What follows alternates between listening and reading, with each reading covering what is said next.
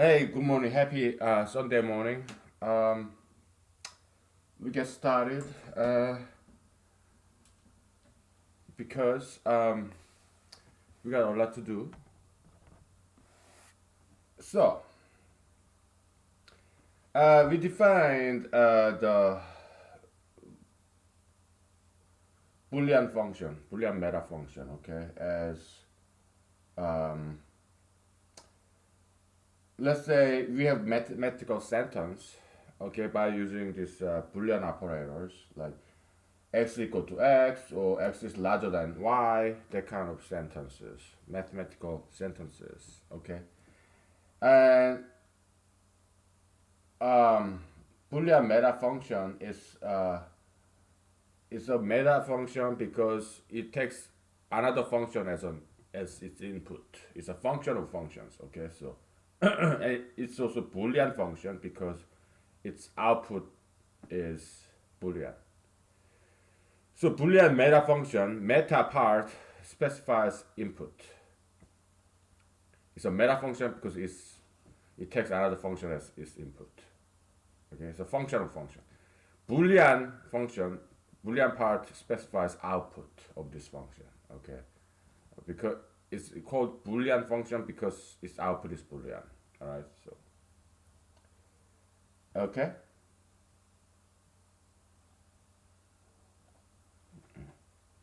Sorry.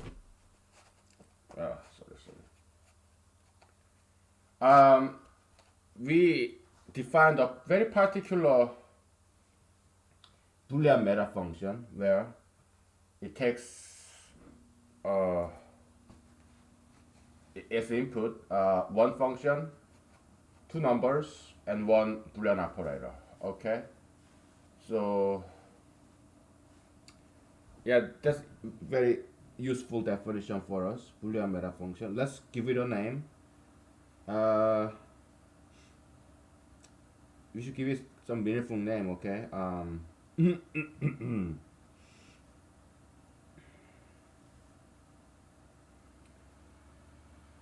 Boolean meta function. Okay. This is the definition of that. Um, we have to give it a name. But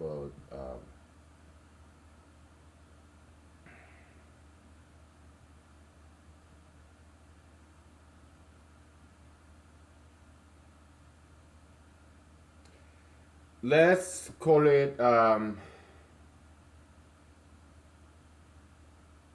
So let's describe this in English. Okay. How about plugin? Plugin function. We are plugging in, right? You're plugging in A to F and B to F, and then finally you're plugging in FA and FB into this binary operator. Okay, Boolean operator. Yeah. Let's just call it plugin function. Okay, and let me write that down. It's very handsome function, really. Plugin function. We have to give it a name.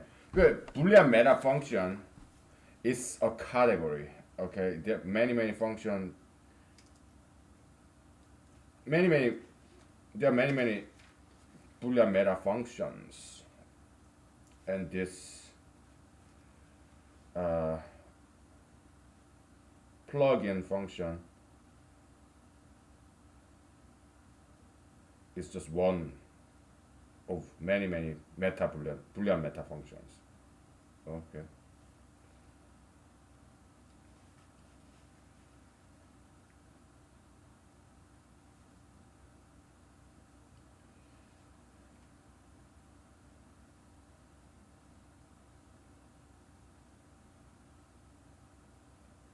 Okay. Yeah, we designed this function, and at the same time, we discovered it, right? Yeah.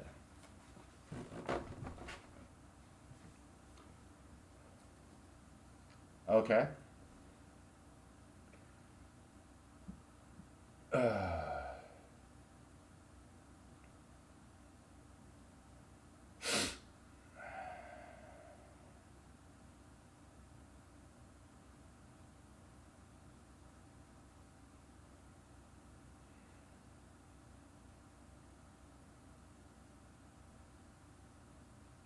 Here are some other examples of Boolean meta function. Okay, we have plug-in function like that, right? But it doesn't have to be this way. You can take in two functions, one operator and one variable, and it's kind of analogous to this guy, right? But in here, what you have is you have fx and gx and some Boolean operator. Okay.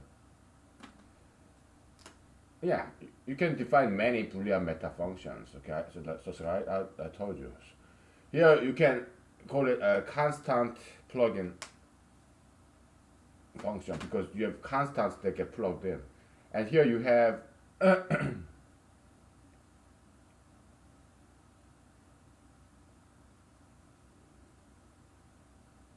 doesn't have to be constant. Okay, it could be yeah, probably it's constant. And here you have you can call it. I mean, this x doesn't have to be a variable. It could be constant. Okay, so but you have two functions. So you can name this as a two function plugin. Here you have one function plugin, two function plugin. Okay, so one function plugin function, two plug or plugin function of first kind, plugin function of second kind. You can name it that way, whatever. Right?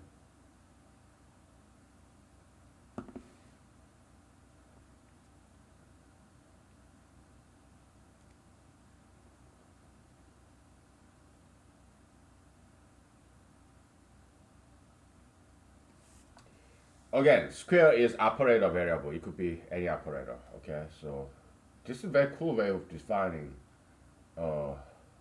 mathematical relation. Okay, yeah, it's a meta function totally because operator is a function of two variables, right? Two inputs, and j here is a function of function, just like this. Okay. And here's an example. All right.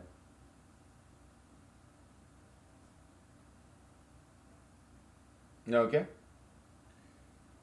And I'm going to take a picture of this. Uh, I don't think it's necessary to write this down, but at least let me take a picture, just in case I need to look back.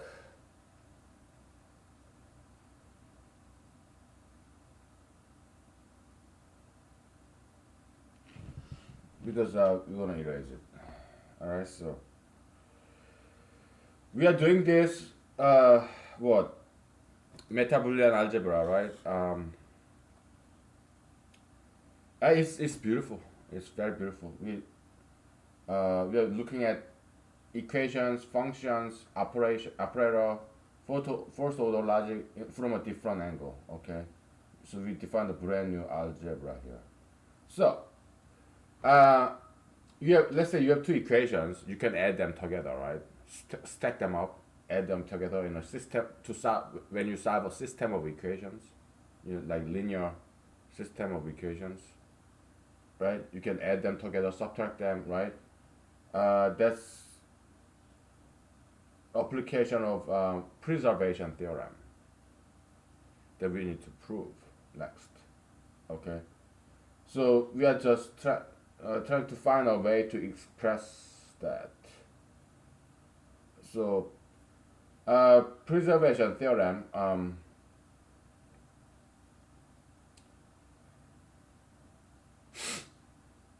basically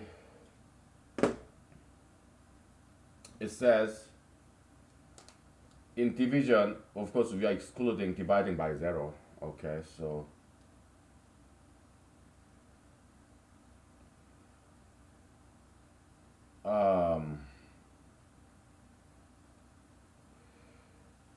you have addition, subtraction, multiplication, and division, right? Those algebraic operators, not Boolean operators. These are Boolean operators, right? Larger than, smaller than, equal to, not equal to, or question mark. They are Boolean operators. Okay? Is question mark a Boolean operator? Um, well,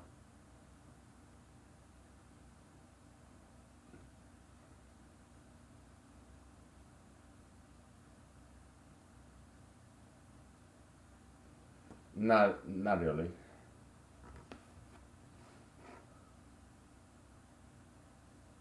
That question mark is more like this square. It's like a variable for those Boolean operators. Why? Because it's unknown, like x. So, but we just throwing in there, okay? Because we need to, okay? If you don't want this question mark, don't use b cube. Use b squared, okay? But it's useful to have there. So, but question mark isn't exactly Boolean variable because it's not true or false. Like it's like we don't know. We don't know if it's true or not. So that's why it's question mark. So it's not a Boolean function. Okay. Boolean. It's not a Boolean operator. Operator is a function. Okay. It takes in two variables and it uh, produces one output. Okay. So I need to put some jacket on. Turn on the heater. It is cold. Oh, boy.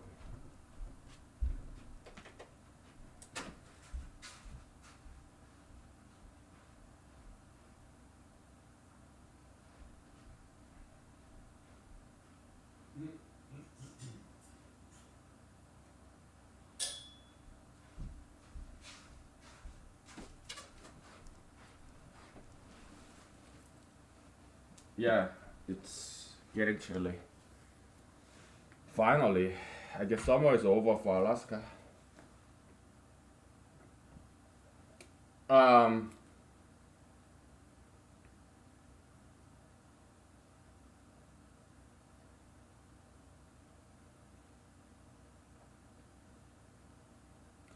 so we have that. Okay, we can define Boolean meta function in many different ways. Boolean meta function is a category, the big category. So there are a lot of different kinds of Boolean meta functions, like we defined here. All right, there could be two function inputs, two functions as inputs, and only one, no other function but just this Boolean operator variable square, and algebraic operators plus minus multiplied divided by or power operation, this binary operator, we need a variable for that and we'll use triangle. Okay, so triangle is one of those algebraic operators, plus minus multiply by divided by, okay, it's one of those operators, okay, or you can have this power operator, but it has to be binary operator, okay, it takes two inputs, okay, or yeah, logarithm ab, logarithm or what, nth root, okay, whatever, logarithm ab, yeah, it just one of those operator, okay, with some exceptions, of course. Like negative number cannot be inside of logarithm, okay, and negative number cannot be inside of this even number root, square root, whatever, and you cannot divide by zero, right? Yeah, just keep in mind those exceptions, okay? So, but triangle means it's a algebraic operator variable. Okay, it could be any one of those algebraic operators. Square, it could be any one of those Boolean operators. Equal to, larger than, that kind of stuff. Okay. Yeah, it's kind of relational operator, right? So when I say I love apple, I love apples. How about this? I love Seattle. How about I love Alaska? I is a pronoun. Alaska is a noun. It's proper noun. It's a unique name, right? I love Alaska. What is love? That's a verb. We are doing linguistics, okay? So this verb, love, I love Alaska. It means the relationship between me and Alaska is friendly relationship, positive relationship. If I say I hate Alaska, that means relationship between me and Alaska is a negative one. And also love, verb love, it also has directionality. Let's say I love Lucy, but Lucy may hate me. Let's say Lucy hates me, but I still love Lucy. I love Lucy. It's it's not that I'm a stalker or rapist. No, no. I'm not stalking Lucy because I love Lucy. I don't want to bother her. I care about her, although she hates me. Perhaps Lucy is my daughter. That's why I love her and she hates me. That happens, right? Teenager daughter. Or maybe it's one-sided love, blind love. Yeah, I'm having crush on Lucy. I love Lucy. So it's vector. Love, a verb. This kind of verb, love, is a vector. Because I can love Lucy very much, so it has quantity. Or I can love Lucy very little bit. And also it has directionality. Love, okay, is a vector in human space, humanological space, okay? Now,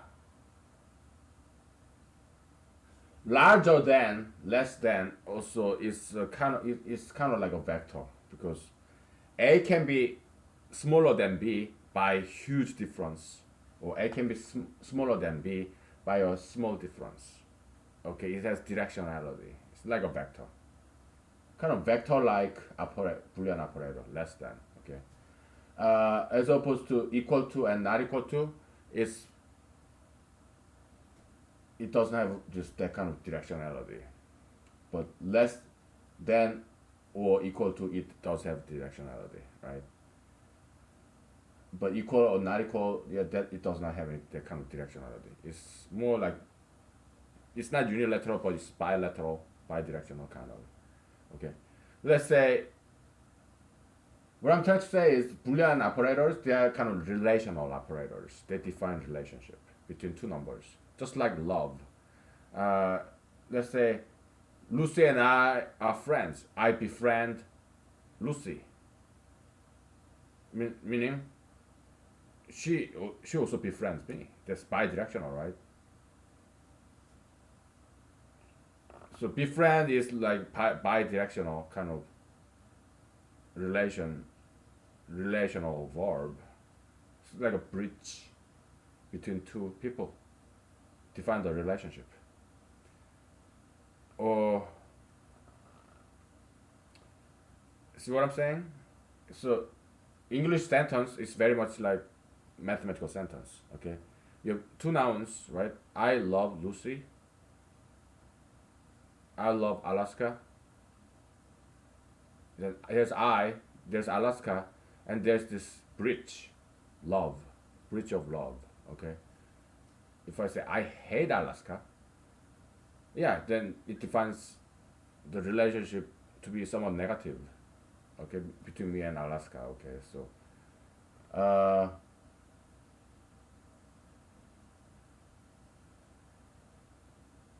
let's say I am a friend of Alaska.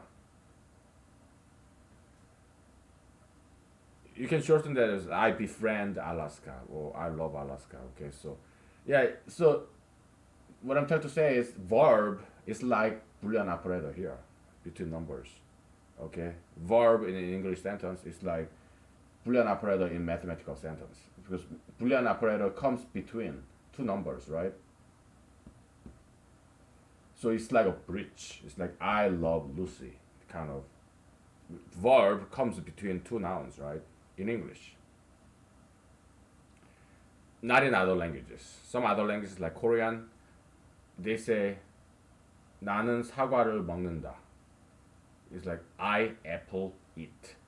Instead of I eat apples, I love apples. 나는 사과를 사랑한다. That means I love apples. Okay, so Koreans say I apple love. I apples love. So they stack up two nouns, the pronoun, noun, and then verb comes at the end. Okay, some languages are like that. All right. But in English, yeah, verb comes between two nouns or two pronouns, like I love her or Lucy loves Jacob. Okay? Yeah. Verb in English, verb comes in between two nouns. Mathematics, same way, likewise.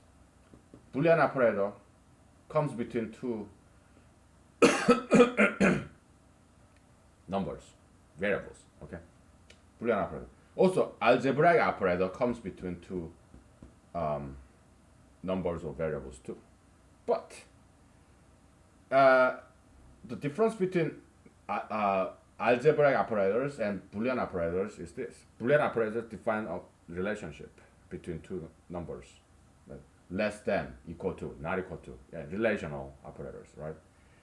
But algebraic operators defines an action. Action.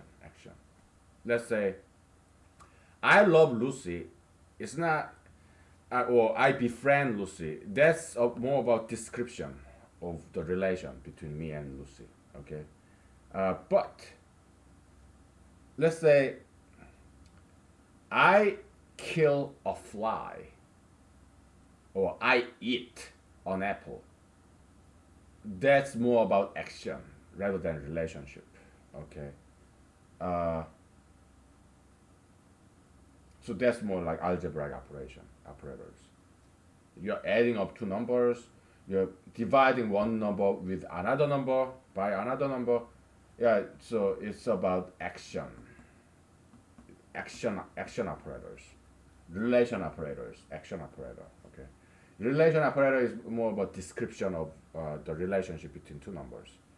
Action operators is about change, interaction between two numbers, okay, as opposed to relational, okay, actional operators, okay.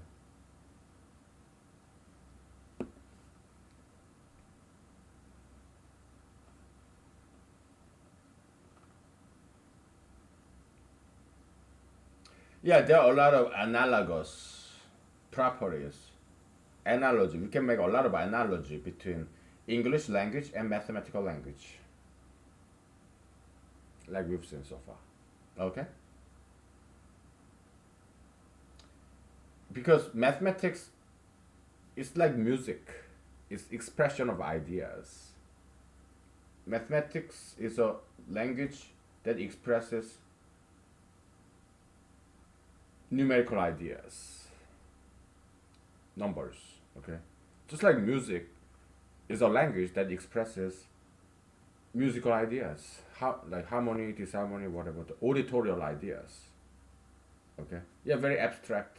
And but music has to do with a lot of human emotion, like happiness, sadness, minor chord, major chord, right?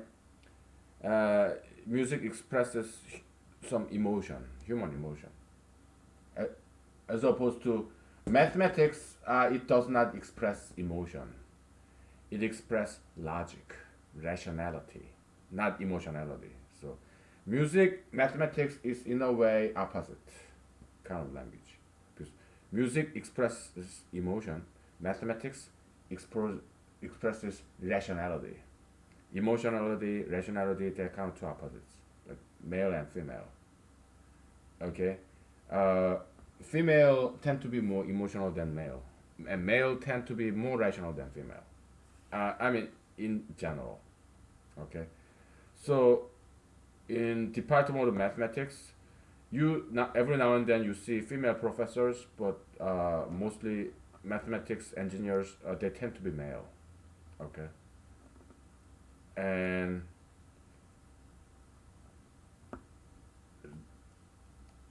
just the way it is.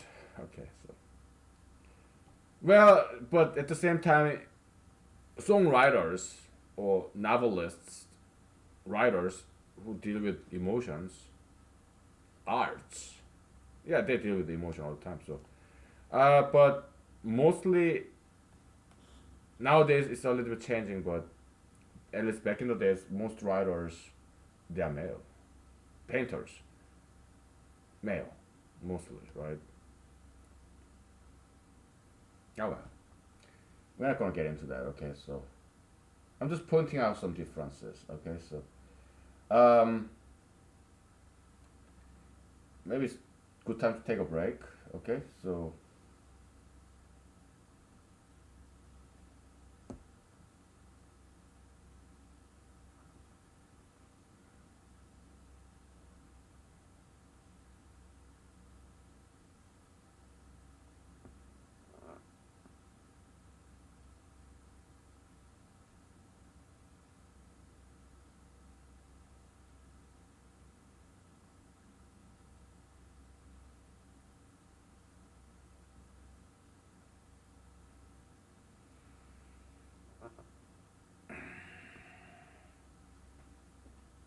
I is by the way identity function. Okay, so yeah, well, I'm kind of doodling. So we'll do one more thing and then we take a break. Okay, so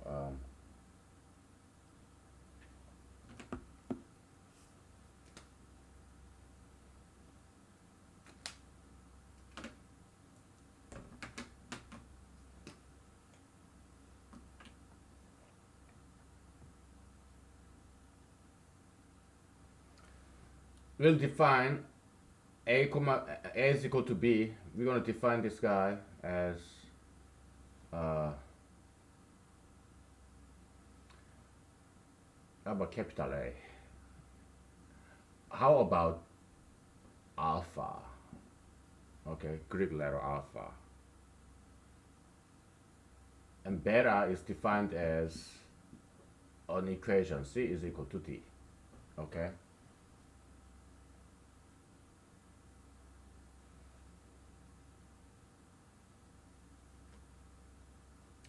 And alpha plus beta is the alpha is an equation. A is equal to b. The whole equation, this a equals to b, we'll define that as an alpha. What is alpha? Is a Boolean function or Boolean constant. But alpha can be either true or false. If I say 1 is equal to 2, and this whole thing is alpha, what is alpha?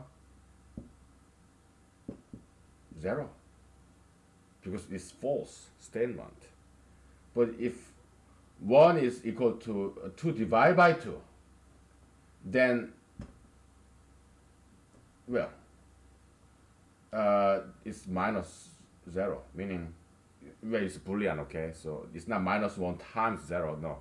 It's a negation of, where you use tilde then?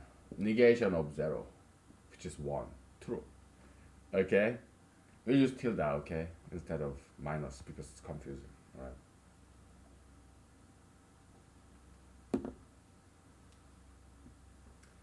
Alpha plus beta is defined as a plus c equal to b plus d, okay?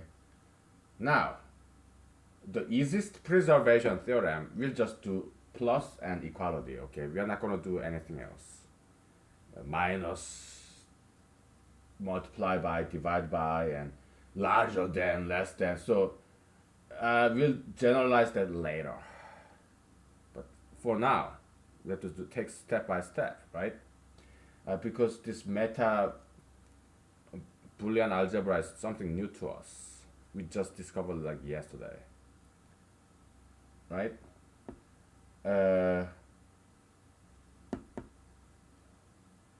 So this plus typically in Boolean algebra, we don't do plus. We don't add up numbers.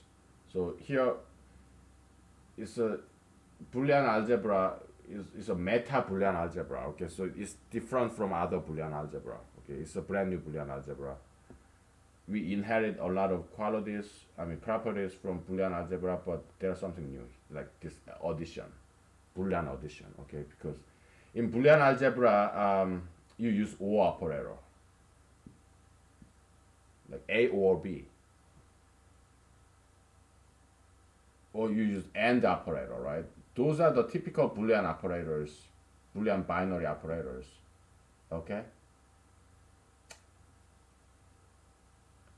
Some Boolean number like 0 or 1 is 1, right? And 0 and 0 is 0, right?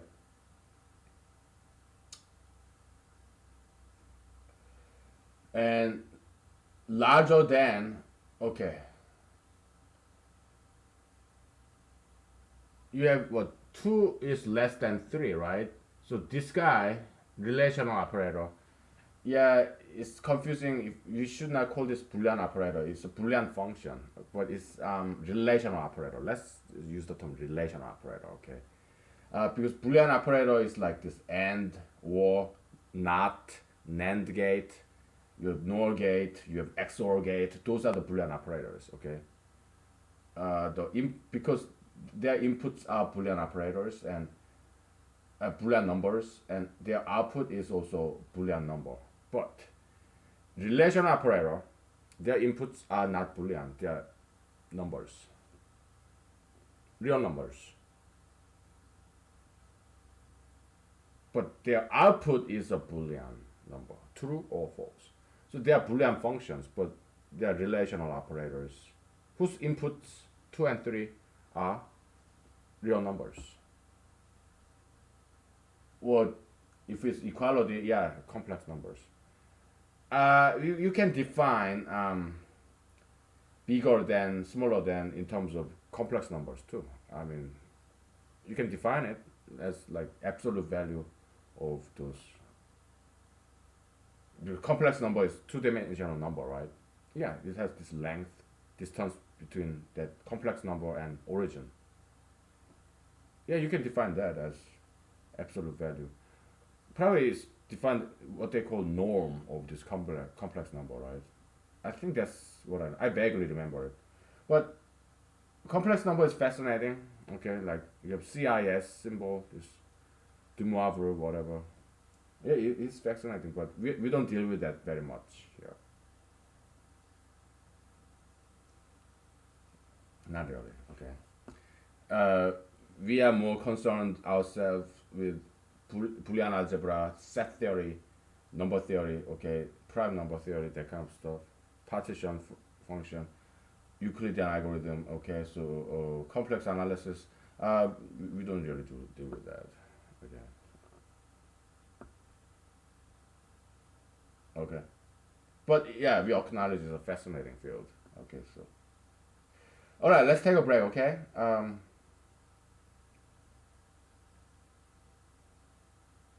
So these relational functions, relational operators, they convert real numbers into Boolean numbers. It takes two real numbers and convert it into, its output is Boolean number, true or false. Okay, it's very reduction kind of demotion. All right, you're converting all those variety, diversity of numbers as into 0 or 1, like black or white. Okay, so very bigotry kind of prejudicial generalization, simplification, minimalist, whatever. Yeah, let's take a break, okay? So, all right.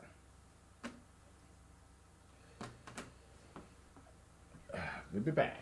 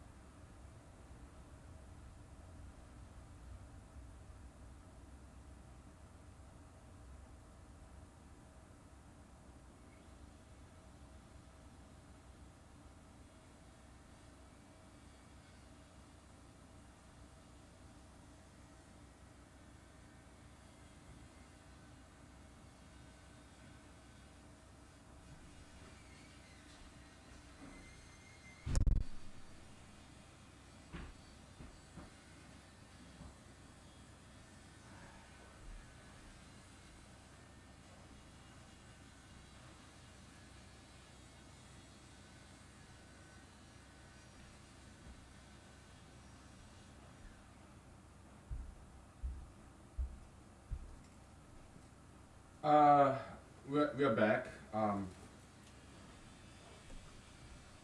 Yeah, there's some noise out there, so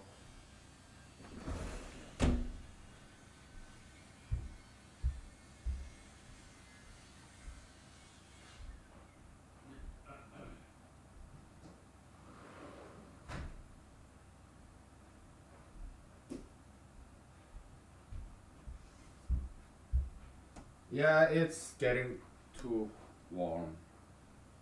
My house has warmed up quite a bit, so I can take this off. Um, um, I'm not gonna go naked on you, okay? It's just long pants. I have short pants underneath, so okay. Ah, I don't typically put my clothing on the floor, but I may need it later, so I always hang it on the hanger. Okay.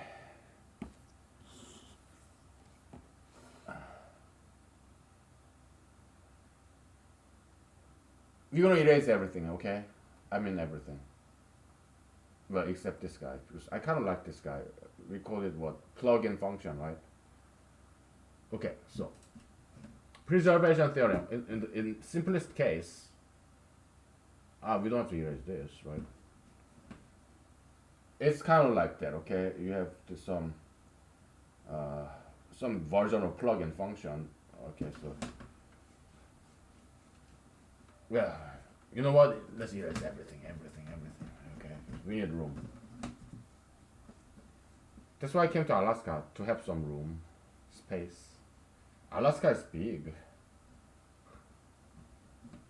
Look at this residence of mine, this University of Humanology. 3 bedroom house, 2 acre lot all by myself. Okay, I love it. Freedom. Right, so. Okay. Ah. This chef mushroom isn't from my backyard. Okay, I do have some chef mushroom in my backyard, but it's from like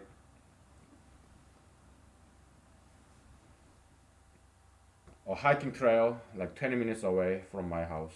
Okay, so chef mushroom.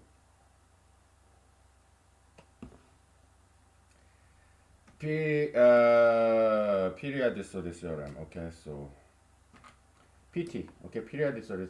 I'm sorry, it's not. It's preservation theorem. Okay, preservation theorem. Okay, so PRT, whatever. I mean, we can call it conservation theorem, but whatever. Okay, we are in different context. We are not doing Euclidean stuff, Euclidean algebra. We are doing meta-Boolean algebra. Okay, so in that context, PT means preservation theorem. All right, so it's like this. If A is equal to B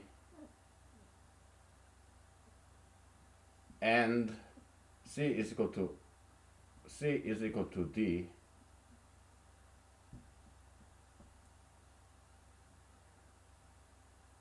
you know what? We Yeah, we are doing Boolean algebra, so let's use logic.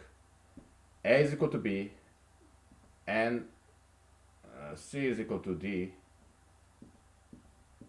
Then, if this is true, then A plus B. I'm sorry.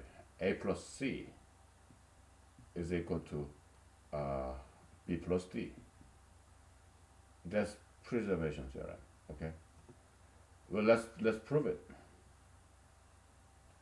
We are not sure about this guy. Okay, so prove this. Alright. Period. Okay. Proof. A plus C is equal to B plus C. by substitution. Okay, so we are substituting b for a because they are, we assume that they are equal. Okay, which is equal to, so this is number one, by number one. Okay, which is equal to by number two, uh, b plus d. So this whole thing is for left hand side of this arrow. This whole thing is right hand side of the arrow, right? This is left hand side, and now this is right hand side. So left hand side, wait a minute. No. This is not left hand side. I'm sorry. This is left hand side. Okay, yeah, left hand side, right hand side.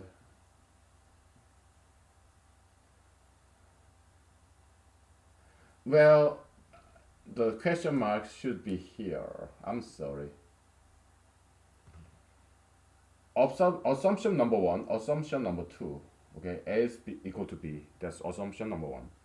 C is equal to D, assumption number two. And then prove A plus C is equal to B plus D. Okay, so left hand side of this equation, A plus C. Right hand side of this equation, B plus D. We used assumption number one and assumption number two, and now we prove left hand side and right hand side is equal. QED, okay? So that's the preservation theorem, okay? For addition and also for equality.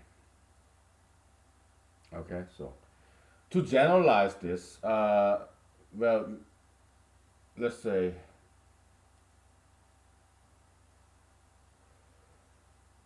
I mean, we use addition, right? Let's generalize one step. Generalize this one step higher. Okay? Prove A is equal to B and C is equal to D implies A triangle C is equal to B triangle D, where a triangle is one of addition, subtraction, multiplication,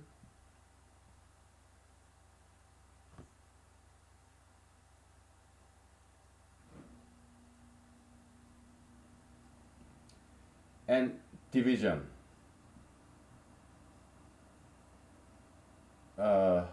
Exclusive of zero. They call it division minus zero, okay? So we are not dividing by zero, okay? That's what division minus zero means. Okay, so that's our notation. Okay, on the right shoulder, yeah, we put minus zero here to exclude the possibility of dividing by zero. Okay, so all our other division, yeah, this is correct. Proof, all we gotta do is, instead of plus here, you put triangle, triangle, triangle, triangle. Okay, yeah, just use the substitution.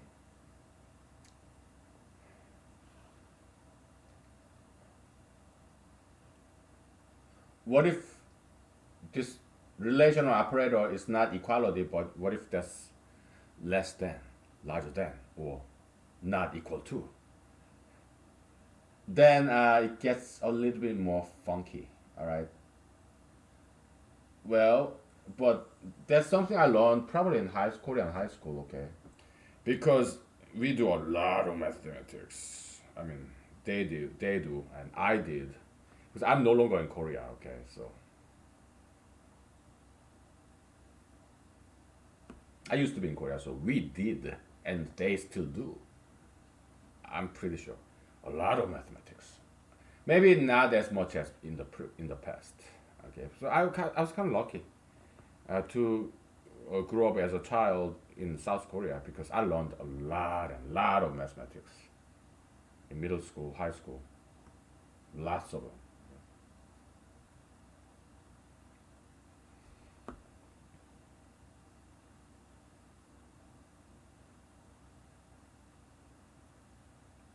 Koreans they just love mathematics. Okay, yeah, mathematics very Western, Greek, Greece, Middle East, like Arabic, Arabs, Greeks, Egyptians, Europeans. Yeah, it's very Western thing. Indians, yeah, very Western thing. Uh, Mathematics, okay, like geometry by Greeks, algebra by Arabs, okay, and a lot of Jews. Yeah, they're excellent Jewish mathematicians. You know, yeah. Can I name one? Jewish mathematicians? I mean, Einstein is a Jewish guy, but he didn't contribute too much in mathematics. Yeah, tensor analysis, he learned it, but he popularized it, made tensor analysis into kind of mainstream. But yeah, there's Einstein notation, but he didn't contribute too much to mathematics. Okay, Jewish mathematicians, I don't know too many. Maybe Gero Cantor. He could be a Jewish mathematician because he used the word aleph, right? Like some Hebrew characters, right? Let me look him up. Look him up.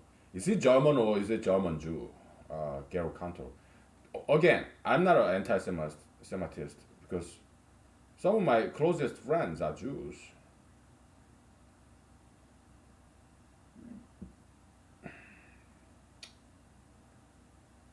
He's a German mathematician, okay? Then why did he use this Aleph? That's like the Hebrew and Arabic are very similar, by the way. Okay, so um, so he's a German guy, but he's German Jew. Is Jewish German or is he just German?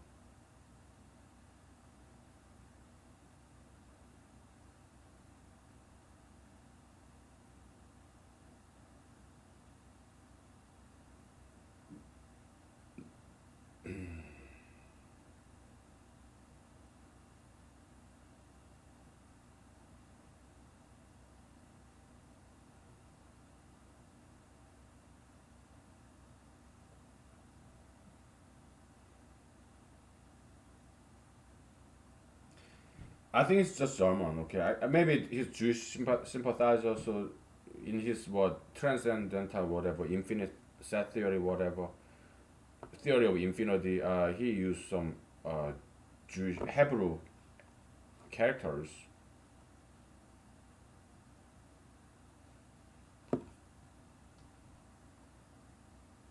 Let me look that up. What kind of Hebrew character did he use?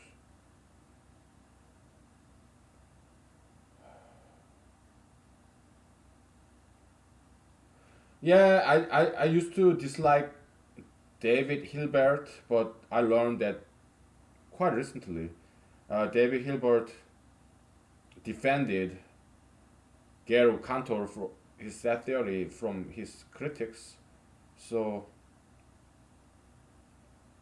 then I came to like David Hilbert because he's my friend's friend. Okay, I like Gero Cantor. I have always liked him, and I learned that David Cantor is a friend of Gero Cantor. I mean, David Hilbert is friend of Gero Cantor. So okay, then my friend's friend is my friend.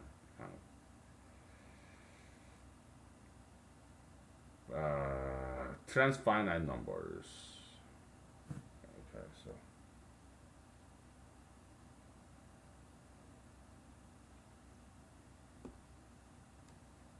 Aleph.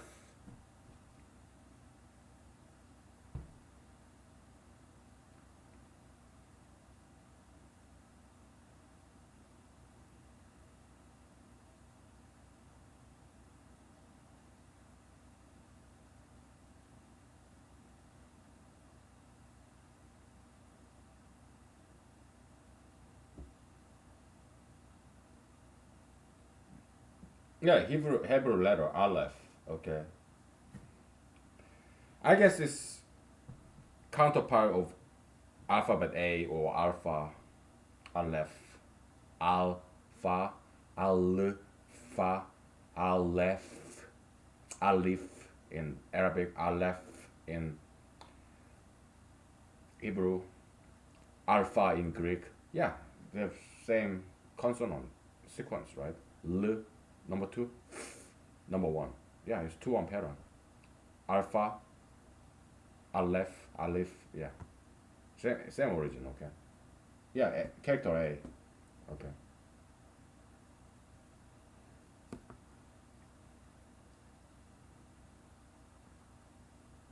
Yeah, proof is same as here. Okay, you just substitute. All right. We're excluding dividing by zero. Okay. Uh, I mean, in our infinity algebra, we do divide by zero, right? You remember that? Probably it was we did this possibly last year or several months ago. Okay. We created brand new algebra back then. Okay. So, but we are not dealing with that. Okay. So that's different department. All right. We are just doing regular mathematics. Okay. So those are very special mathematics. You know, we allow division by zero. Okay. We make some rules. Okay. Because the yeah, we're not gonna talk about that, but we because we already did in the past.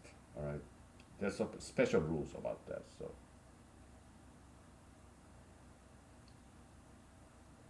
yeah, infinite algebra. We discovered that way back then, like last year. Okay, so proof is the same as this. Okay, so we're not gonna replicate it. Okay, so yeah, this is the preservation theorem. All right, we call it PRT. I mean preservation. T. T. Huh? Preservation theorem. Like Spanish R trill.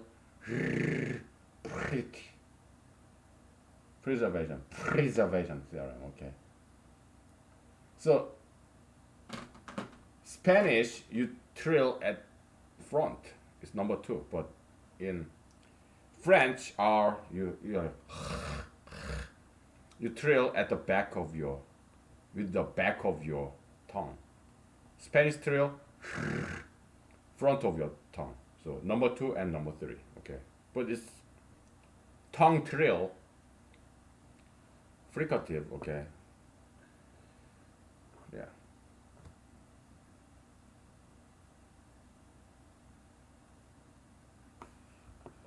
I love foreign languages.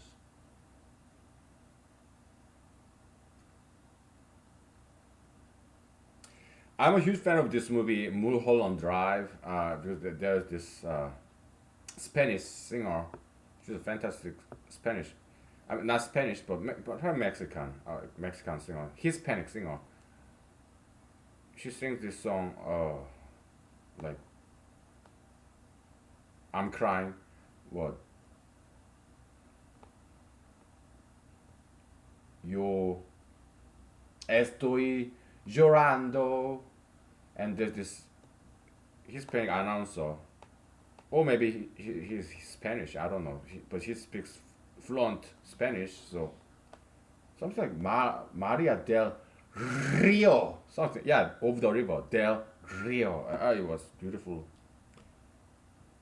pronunciation of this Spanish trill del Rio. Ah, Spanish is a beautiful language. So is French. Okay.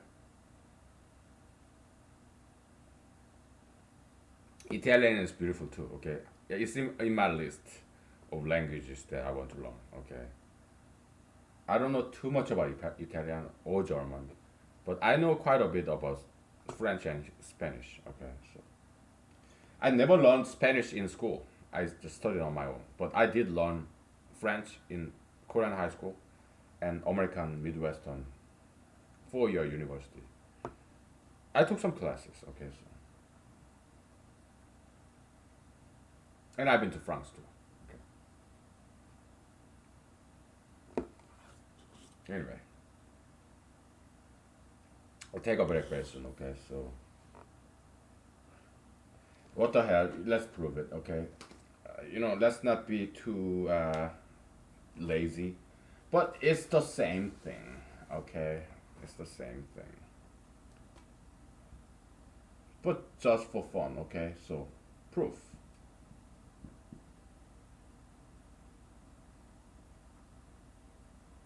Left hand side, right hand side, question mark, right? Proof. Condition number one, I mean, premise number one, premise number two, premise assumption, same thing, okay? Left hand side is equal to A, triangle C. Triangle can be any operators, okay? So, which is equal to, by premise number one, B triangle C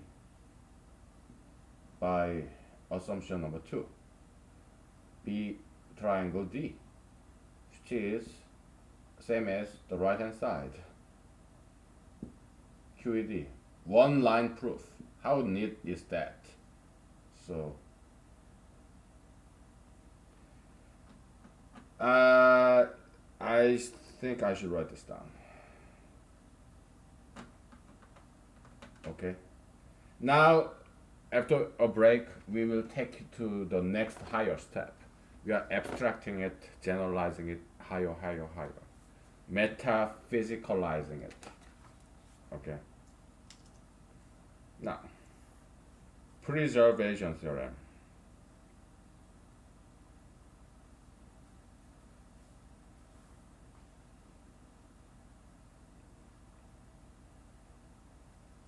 Prove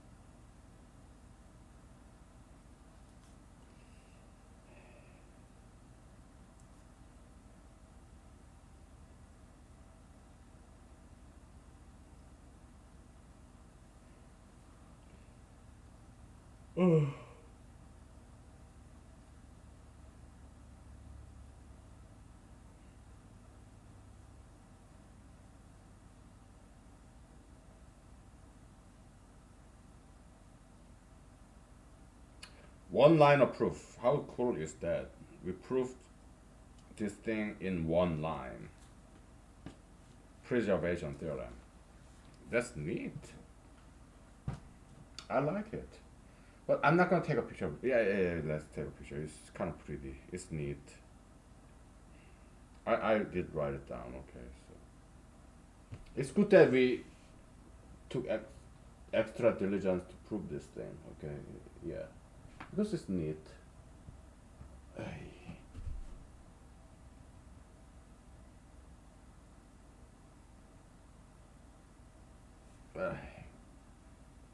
Let's take a break.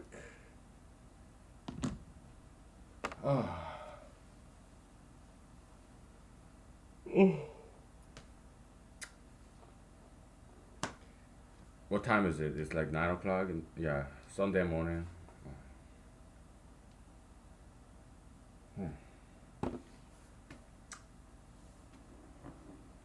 Yeah. Yeah. Okay. Let's take a break.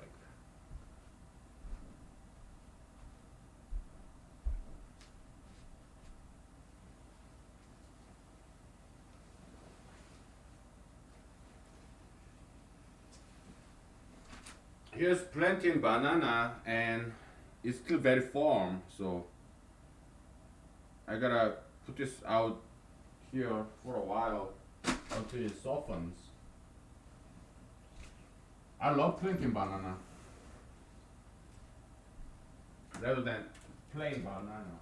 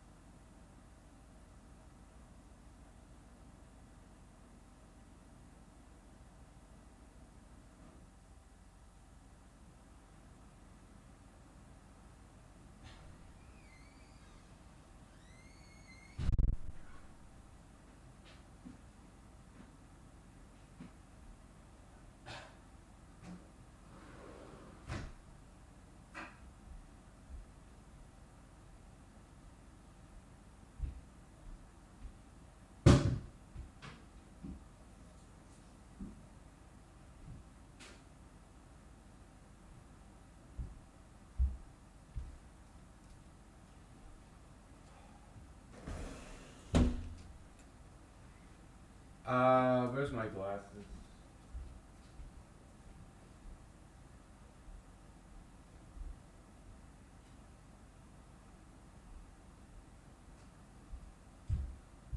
Yeah, I say, where is my glasses? Because, I mean, I'm supposed to say what? Where are my glasses? Well, tomato, tomato, right? Tomato, tomato. How you didn't understand either way without a heavy accent? Hey, I'm bilingual, okay? So when I speak Korean, I don't have any accent. When I speak Korean, but I forgot a lot of Korean vocabulary, so it takes long while to remember this Korean vocabulary when I speak Korean. So I have to speak somewhat slowly when I speak Korean. I forgot a lot of vocabulary, Korean vocabulary over the years because I speak Korean only when I talk to my parents and my siblings on the phone. When I write email to them, it's all in English, okay, because they know English, okay.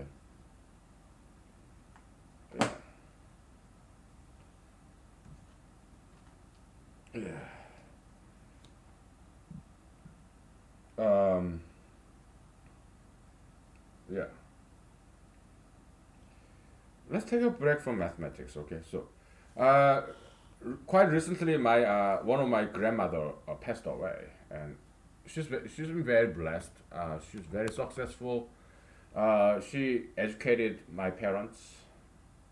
So my father's side grandmother passed away when I was in law school. Okay, just like 5 years ago,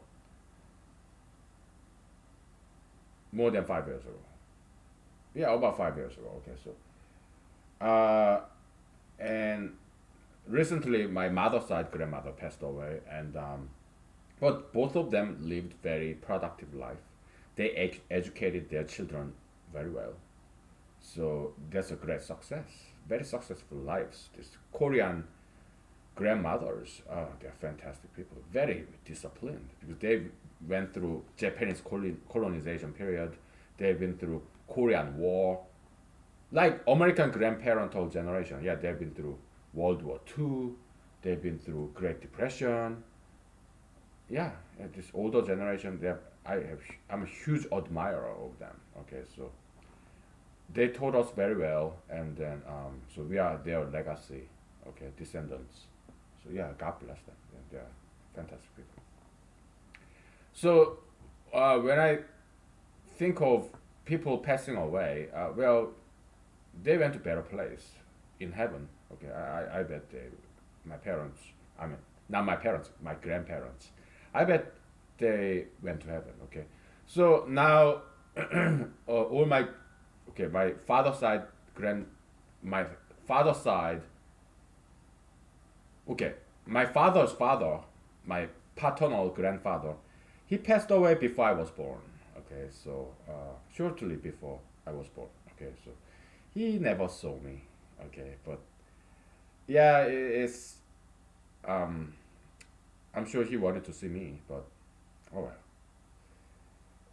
But he was a judge in Korea. Okay, local province, and he was very charitable. A lot of pro bono. Okay, so he was very well respected judge because he helped out poor people who cannot afford. After he retired from judge being a judge. He did private practice, and my mother side, I mean father side grandmother, paternal grandmother, uh, she had to work because my paternal grandfather was not interested in money very much. He was more interested in pro bono, helping out the poor people. Okay, as he was doing private practice after he retired from being a judge. Okay, so my grandmother had 8 children, and including my dad, she had to work. Yeah, she would farm pigs, chickens, or lending money, collecting, yeah, private loan, okay, collecting interest, that kind of stuff, and uh, she's very, very, very smart and very strong lady. My paternal grandmother, and I was mostly babysat by her. Okay, because in Korea, uh, oldest son uh, support their parents. Okay, oldest son. It's like kind of primogeniture kind of thing. My father wasn't the oldest, but he was the most financially successful one, so he supported his parents. Okay, they live together. Okay, so that's how it is. Actually, at least how it was back then. Okay, so a son living with his parents, one house, it's not a bad thing in Korea. I know that's kind of bad thing, kind of loser-like thing in America, right? Well, you're living in your parents' basement, kind of. But in Korea, it's not like that. Okay, it's about financial support of your aging parents. Okay, so that's how it. At least that's traditionally how it was in Korea. Okay, so. And they'll fight all the time, man. My grandmother, my dad, my mom, three of them, they fight all the time. Okay, so and they are very good fighters, metaphysically speaking. They never once used physical violence or swear words, verbal swear word. No, vulgarity. They never once used it. Okay, but they would yell. Looking back, it's funny how they fight. And after I grew up, after I become late teenager, I joined in the fight. So I fought with them too. So I grew up as a fighter, metaphysical fighter, a warrior. Okay, because I that's how I grew up. Okay. Oh, psychologists who say, oh, childhood trauma. Bullshit. There's no such a thing as childhood trauma. It's discipline, strengthening. Okay, so that's what makes you a very strong person. Okay, independent. Yeah, fighter. Okay, so that's not a bad thing. It's a good thing. Okay, I honor my parents, grandparents. They're fantastic. So yeah, uh, so my mother's side, maternal grandfather passed away about 2 decades ago. Okay, so I'm 41, and all my four grandparents they passed away, and I'm sure they are all in heaven because they live very moral, ethical life. All of them, they educated us morality and ethics. So if we, their descendants, live the same moral and ethical life, then we will see them in heaven because we'll go to heaven too. And we will die, right? So if we abide by their moral and ethical lessons in all our lives, we'll see them in heaven after we also pass away. Okay, so yeah, it's like see you later, kind of. So when somebody passes away, to me, I don't really feel bad about it because they went to a better place, heaven. Okay, I'm a Christian. I believe in afterlife. Okay, so yeah, I don't really cry when people die. Okay, so but when a young, beautiful young woman dies, that really piss me off. Okay, a beautiful young woman dies from suicide or murder or car accident. It really makes me feel very bad because we lost this beautiful young woman. Because we don't have that many beautiful young women in this world, so that's a loss. Beautiful young women, they're like flowers. I mean, they don't have to be young. Let's say mature, beautiful woman, slender, tattoo free, piercing free, stylish. Yeah, she could be in her 40s, 50s. Okay, we need them alive because they are beautiful. We need beautiful people.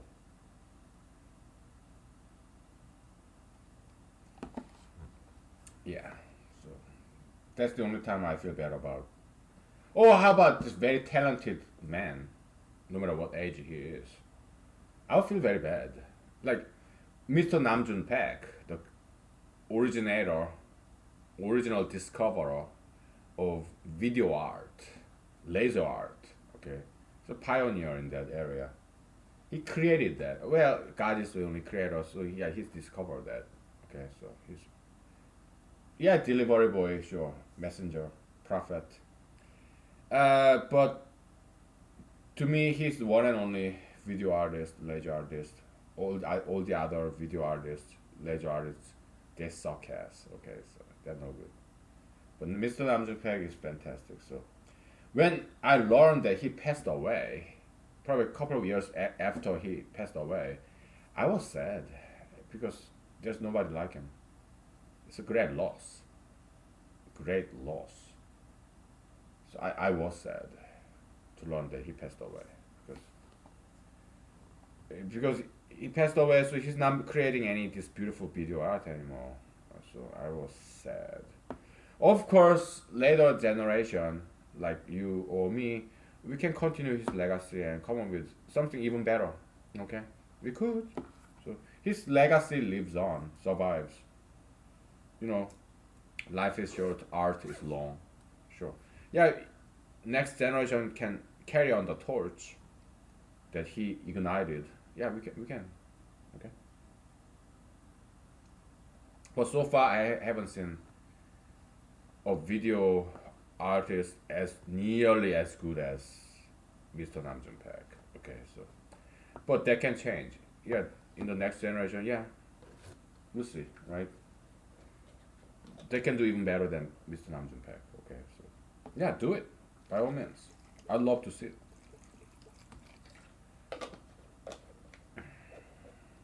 Okay, so probably I won't do it. It's too much work. I'd rather just do whiteboard, pen, mathematics. That's easier for me. Video art, oh man, there's a lot of work. You have to do electronics, this wiring, and no, I'm not doing that shit. Too much work.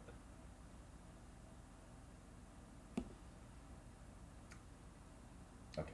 All right, let's do inequality. Okay, so you have 1 is less than 2. 10 is less than 100. Can we add them up?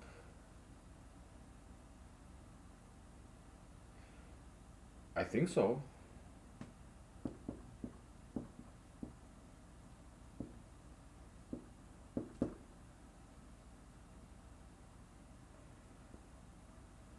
We should. We should add them up, right? We should be able to add them up. Why? Small number, big number. A couple of small number and big number. Another couple of small number and big number.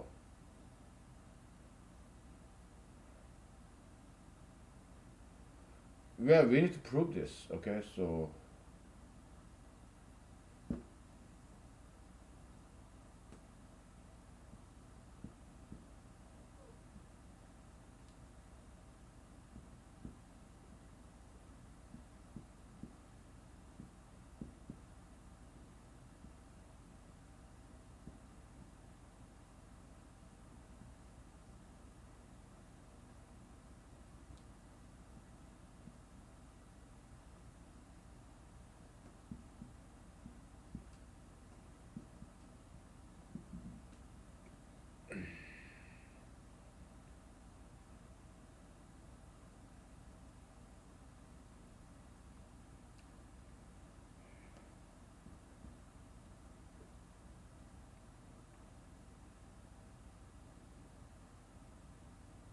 substitution, okay?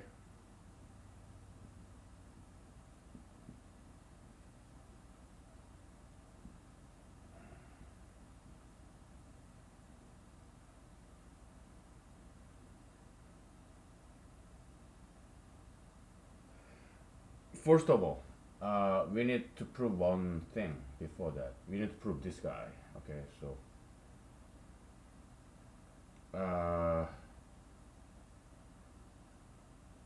It's inequality preservation theorem. Okay, so let's say A is equal to B, right?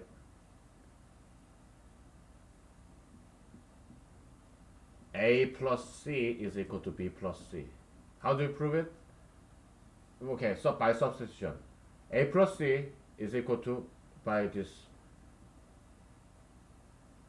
condition 1, yeah, it's we substitute B for A, then it becomes, by condition 1, yeah, it becomes B plus C. So QED, okay, that's the proof. Okay, so because we don't have time. Okay, so now A is larger than B. Does that imply A plus C is larger than B plus C?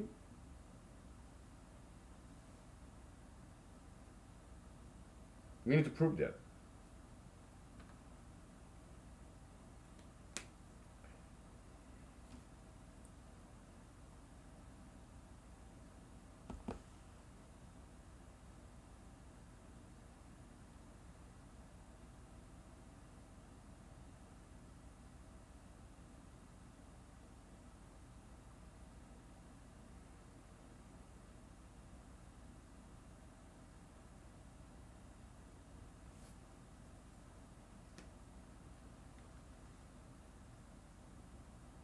Uh, and it's intuitive and it's something very obvious, right?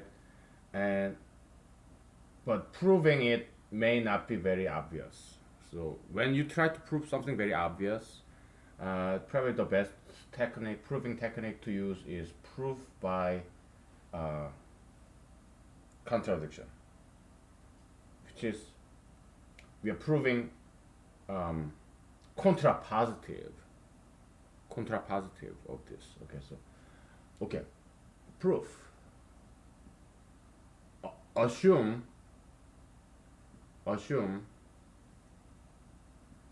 A plus C is less than or equal to B plus C.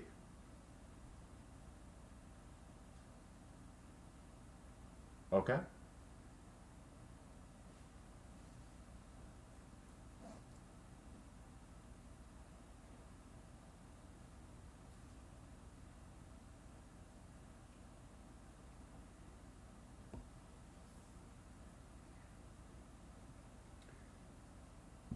Then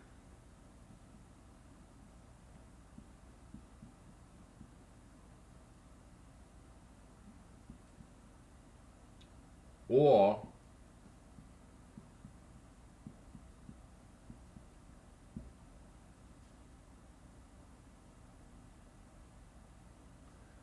we know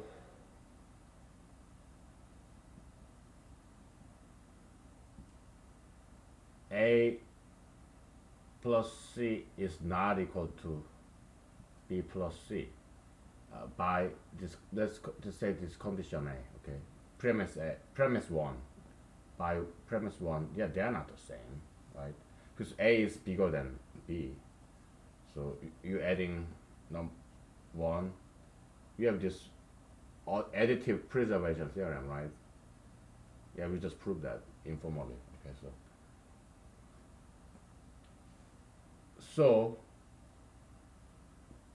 it must be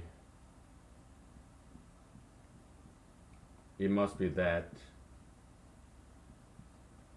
A plus C is less than B plus C. Okay?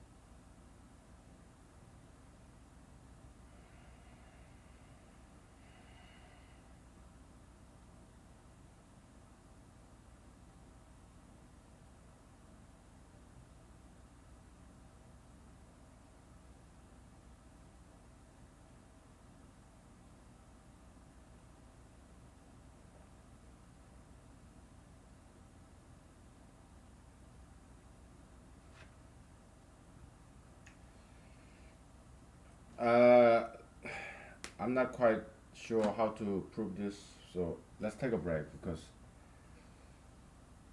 it's not as easy as I thought it would be. So we'll take a break, okay? So I'll get back to this. We're not taking any shortcuts, okay? So we're not cutting any corners, and but I do need to take a break, okay? So we'll be back, okay? Yeah, it's getting chilly again, so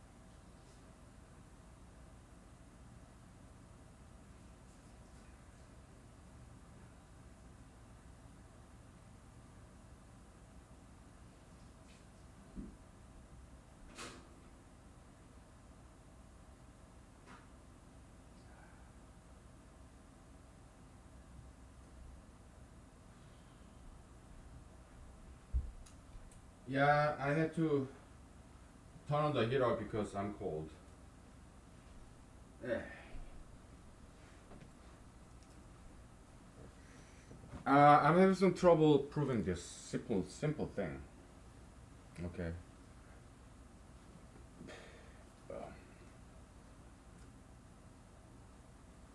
Let me grab different drinks.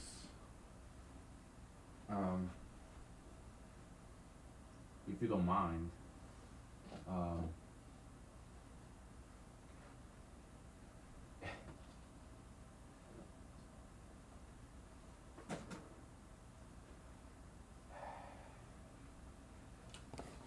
okay.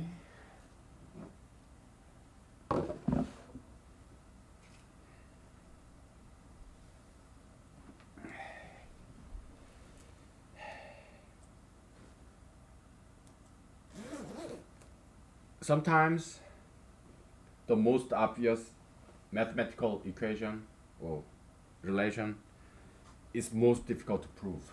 Okay, it's ironic. That happens, alright. How can you prove 1 plus 1 is equal to 2? Can you prove 1 plus 1 is equal to 2? I heard some story about that when I was in high school in Korea. I heard this first thing they learn in mathematics major in Korean college. Prove 1 plus 1 is equal to 2. Something like that.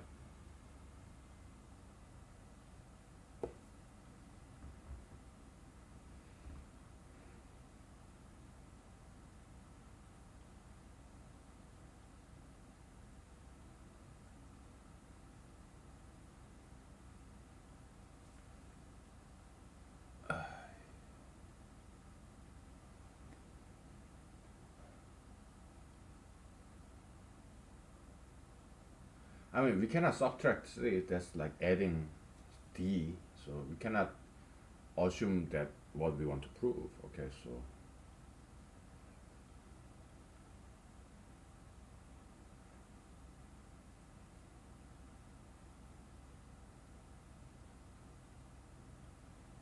alright. We know a and b are integers, alright? We are not dealing with real numbers. A and b, yeah, they can be real numbers. Okay, let's see. All right, so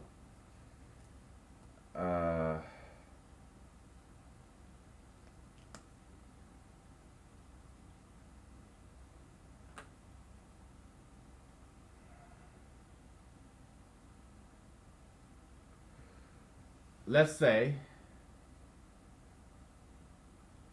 a prime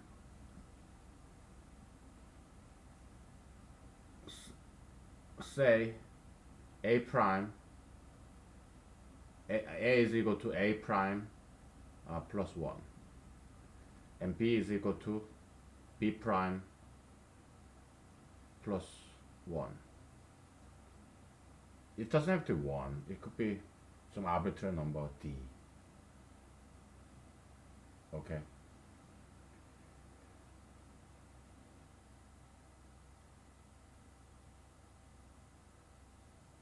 okay,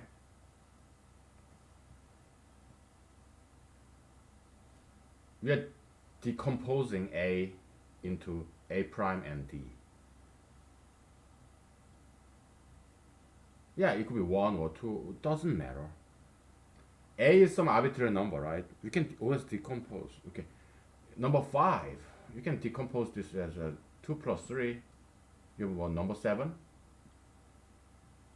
Well, A is larger than B, so B should be what? I'm sorry. Let's say A is 10. Okay, 10 is 2 plus 8, right? Some smaller number, no.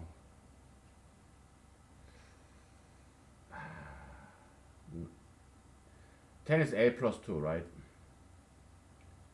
Smaller number, 7 is what?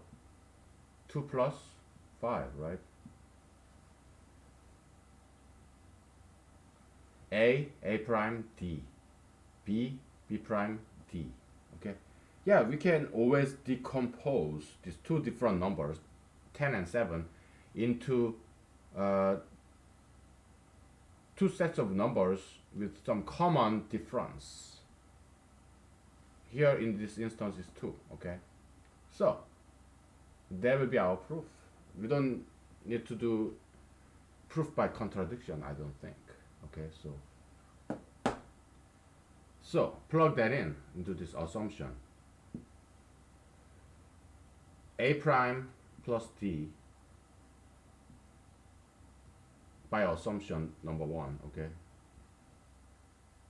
which is A, okay, so, and B prime plus D. So that's our proof.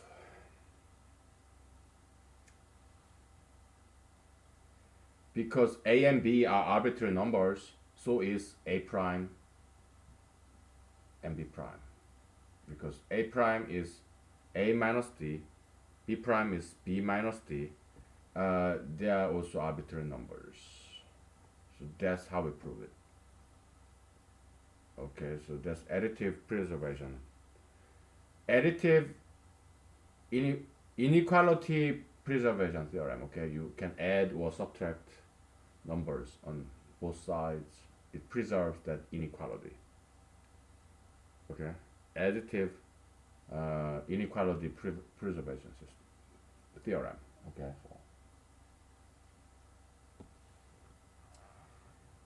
We're not gonna write down or take pictures, okay? Because it's something very obvious. It's like proving 1 plus 1 is equal to 2. Okay, so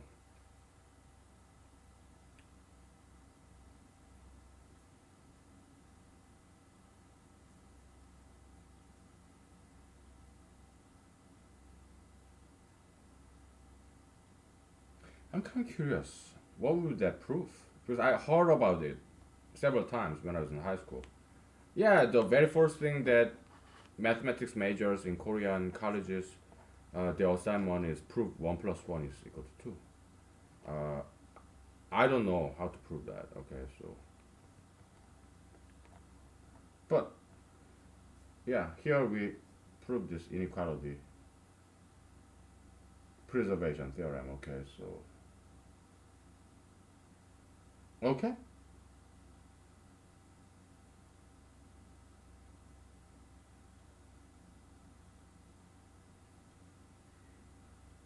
Yeah, I gotta go to bathroom. Okay, so nature call. We'll take a break and all right.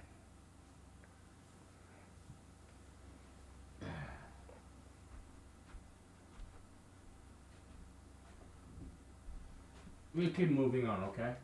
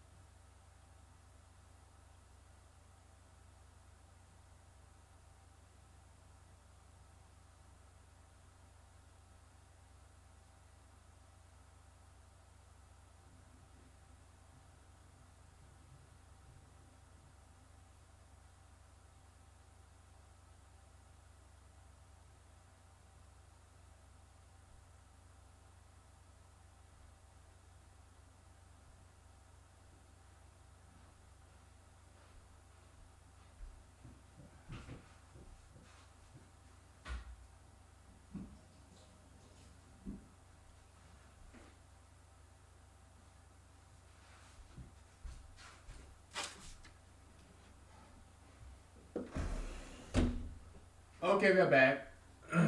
Yeah, I have some loose vowels. Sorry about that. So okay, we just proved it. Okay, so it's very informal proof. Okay, but we did. All right, so I'm not gonna bother writing this down or take picture because it's something very elementary. Okay, so yeah, it was not that obvious to prove it, but we did. Right? Okay. Yeah, we proved it. Right?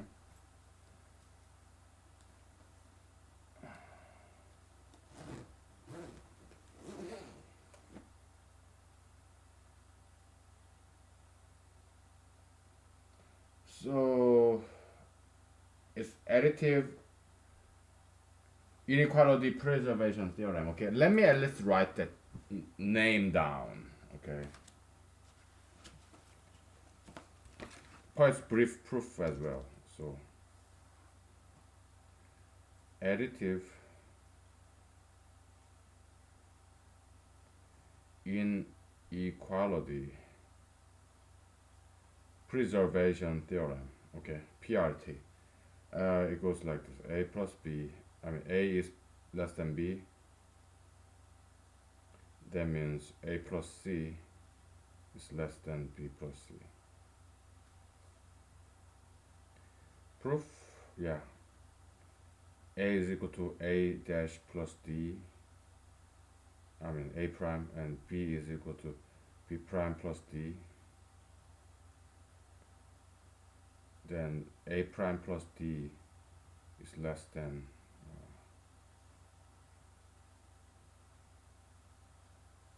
B prime plus D. Okay, so QED. Okay, so with that,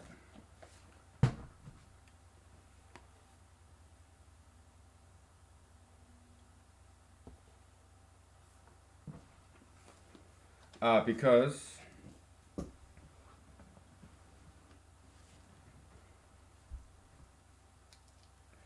because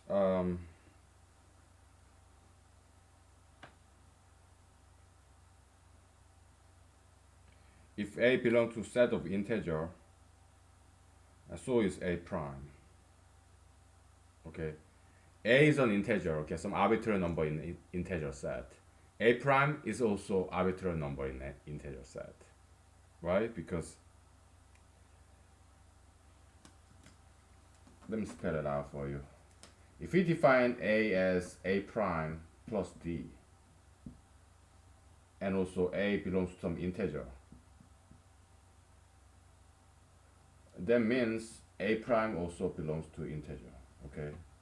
Because integer is closed in terms of subtraction. So A prime is what? A minus D, right? Yeah, it's still an integer set, and it can be any number in the integer set, okay? Why? Because integer set is infinite, okay? To formally express this is this, okay? If you remember, probably last year, or like back in the days, last year, okay? We had defined set addition or set addition. Let's say you have minus 1 comma 0 comma 1, right? Plus 1 is it's like you distribute everywhere. So this is like 0 comma 1 comma 2. Okay? And now you have set of integers, which is this is a finite set. We are doing set addition, all right? We defined this like long time ago. It's a like Cartesian product. You distribute everywhere. Uh,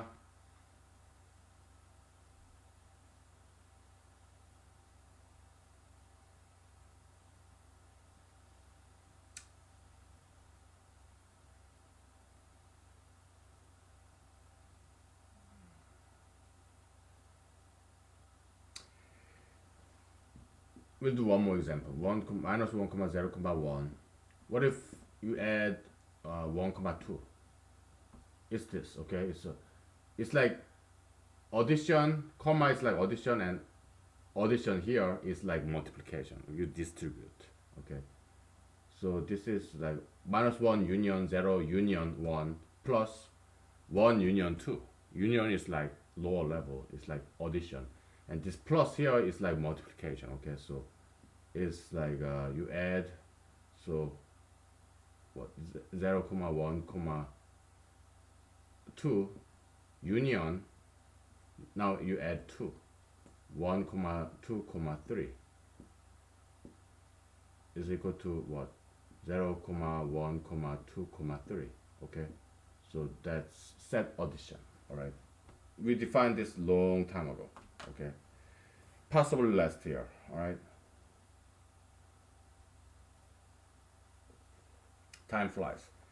Anyway, so if you have infinite set of integer I dot dot dot comma minus 1 comma 0 comma plus 1 comma dot dot dot, this is set of integer I, right?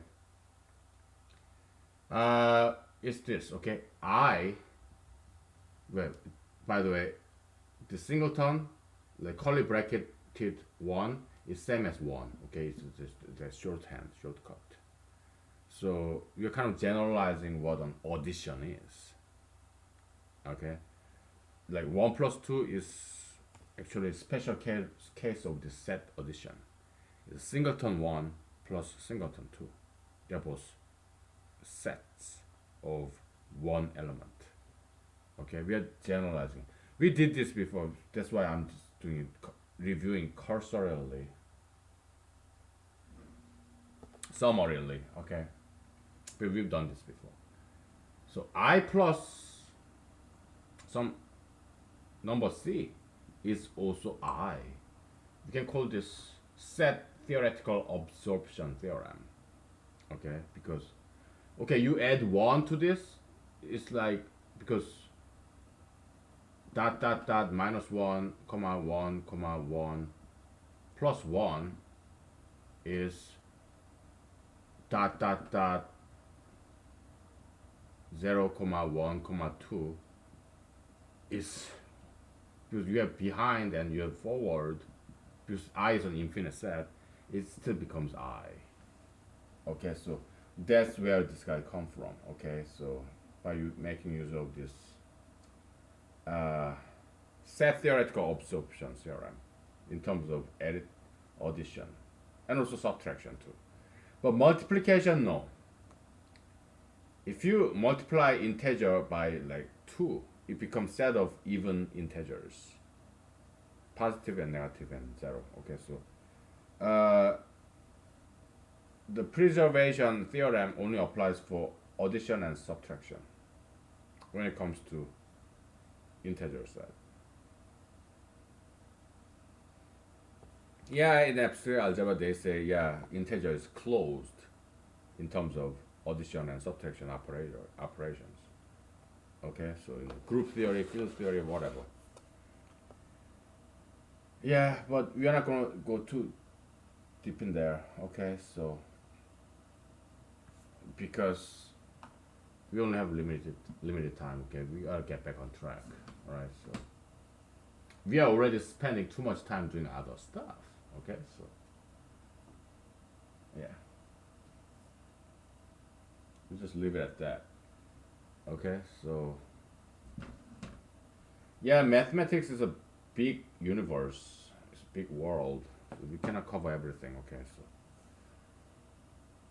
now. Okay, now we can add and subtract in either side, right? So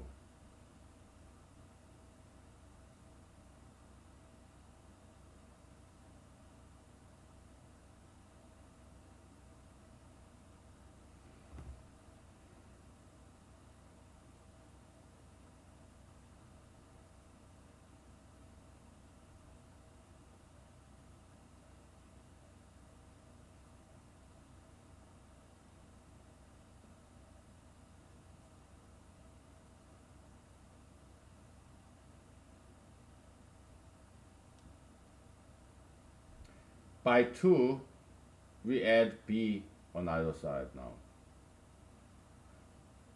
In the first condition, we added C on both sides. That's how we got this guy. On condition number 2, we'll add B on both sides.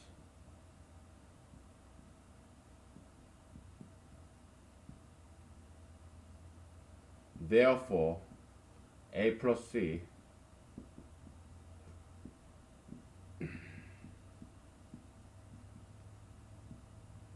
therefore A plus C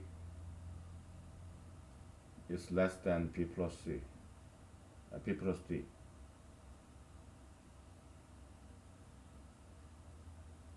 We proved that. Okay, so yeah, we proved it. All right, so that's yeah. This thing is, you can call it constant addition inequality preservation theorem. Name gets very long, right? But here you have two inequalities. Okay, so two inequality addition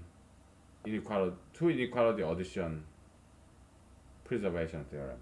No matter how you name it, okay, why don't you name it? Okay, but we proved it. All right, so yeah.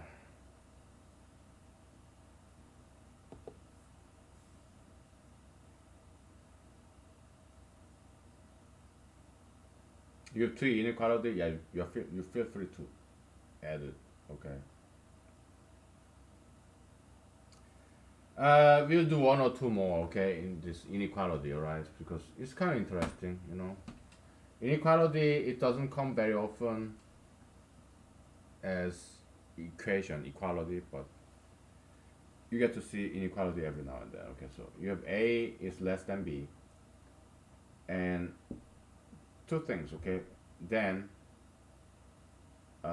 minus A is larger than minus B, okay. So we need to prove that. We call it flip theorem, okay. Also, later on, 1 over A, barring neither A nor B is 0, 1 over A is also larger than 1 over B, okay. So first let's prove this, okay. So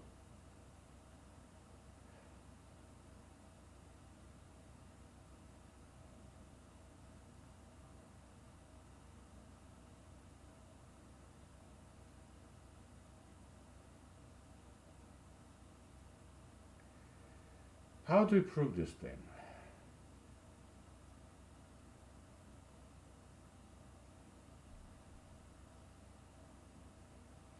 By the way, A and B, one of them can be 0, okay. So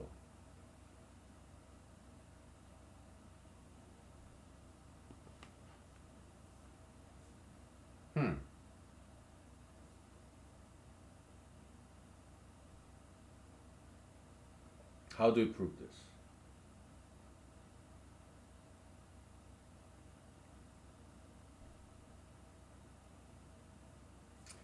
Let me turn on the heater because it's still chilly. So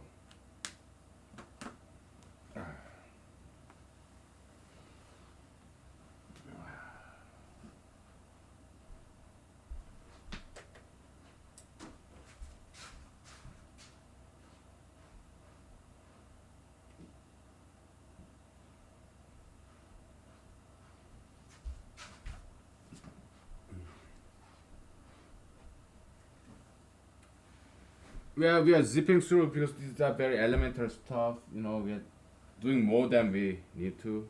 You're proving something very obvious. So that's why we are doing informal proof, okay? Because I mean, we are doing it as an exercise. Right?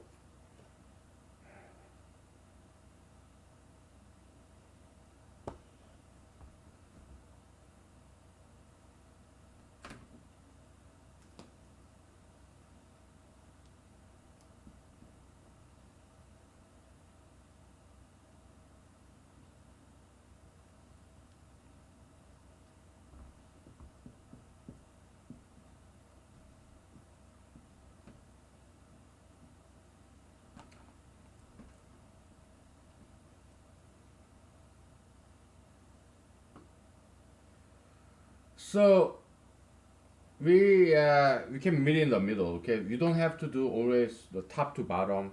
No, you can do bottom up, top to bottom at the same time in parallel, and kind of meet in the middle. All right, so this is the starting point. Ending point minus a larger than minus b. Okay, and you can reverse engineer, go backward, and you come downward. You can meet in the middle. Okay, so because of course we don't know whether this is correct or not, but no problem. We'll use define this guy as a Boolean function f. All right, this whole inequality, you define this as function, then it's okay to write this Boolean function of a and b. Okay, and this inequality. Okay, so because Boolean function can be false, its value can be false or true, so this doesn't have to be true. It's a Boolean function. Okay, so if it's not true, yeah, then the Boolean function value of this guy is 0. It's false, which is fine. It's normal, business as usual. Okay.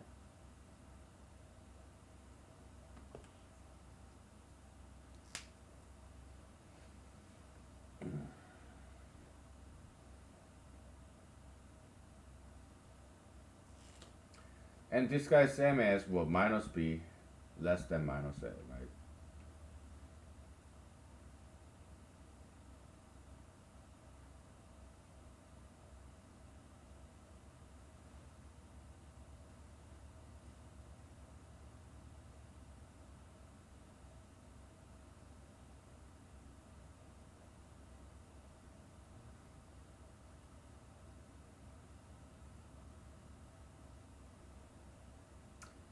Okay, we have additive preservation theorem, correct? So because we want to get some inspiration, get some hint by reverse engineering.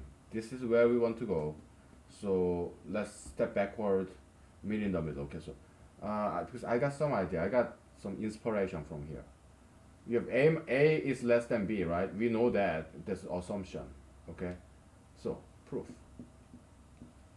We are subtracting a. Okay, so by additive distributions, additive preservation theorem. Okay, so a minus a is less than b minus a.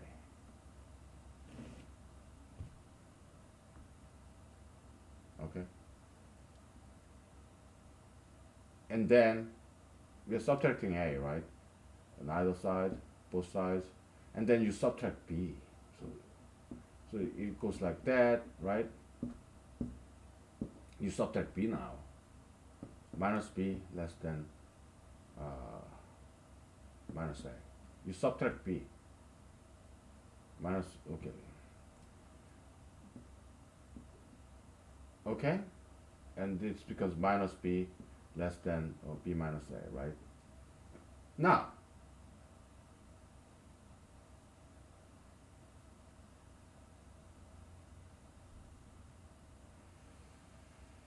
we are almost there. Okay, so I'm sorry, yeah, minus a, b minus b 0, right? We are almost there. Actually, we are there. Just flip it, okay? Minus a is larger than minus b, okay? Which is right here. We call this guy left hand side of this arrow and right hand side, right circle of this arrow, which is same as right hand side. Okay, so left hand side is this entire inequality. Okay, right hand side is this entire inequality. Okay,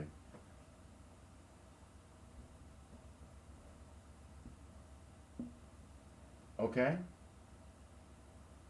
What is the entire inequality? Is a Boolean function. Boolean expression, okay? Because this less than is either true or false. Okay, Boolean expression. It could be equality, inequality, or not equal to whatever. Okay, so yeah, we proved it. It's a very interesting proof. Okay, so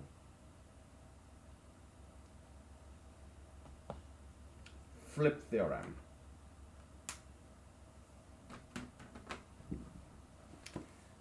I think it's worthwhile to write this down. Okay, flip theorem. It was in one of our agenda, right? Flip theorem.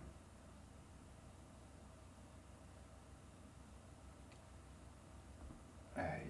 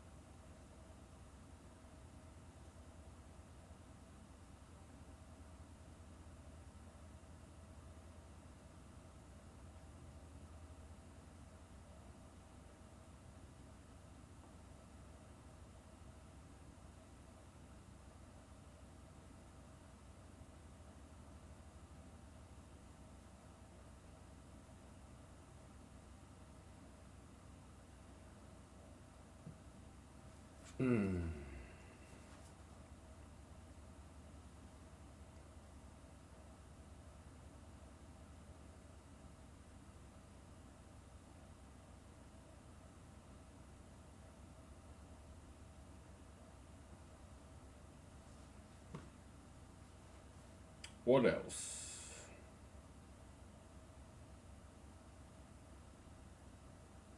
Absorption theorem.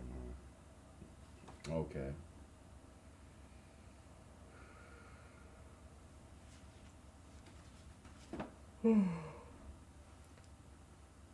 We're having fun with inequality. It's kind of refreshing. It's something that we to- mathematicians don't typically deal with. Inequality. Okay.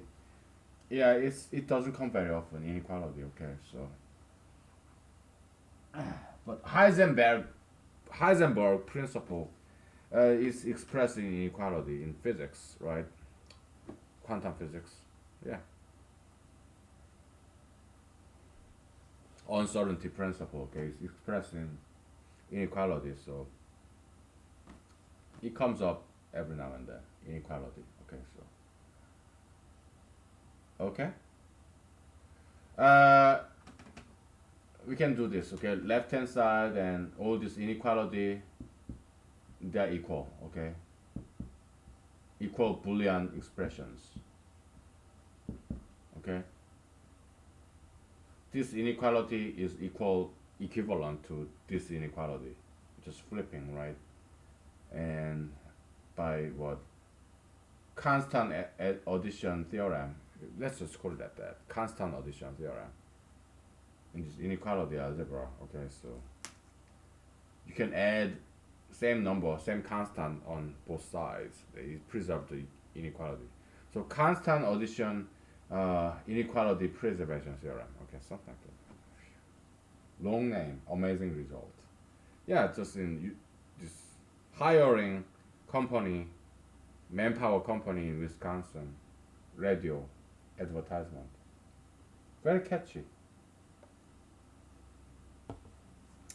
Long name, amazing result.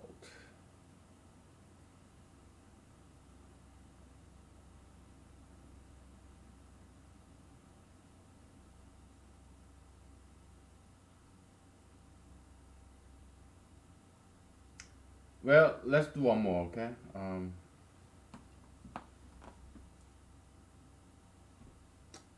We'll call it inverse theorem or flip theorem, doesn't matter. Flip theorem number 2, okay?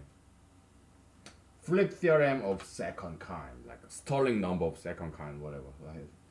So A is less than B, right? And then 1 over a is larger than 1 over b.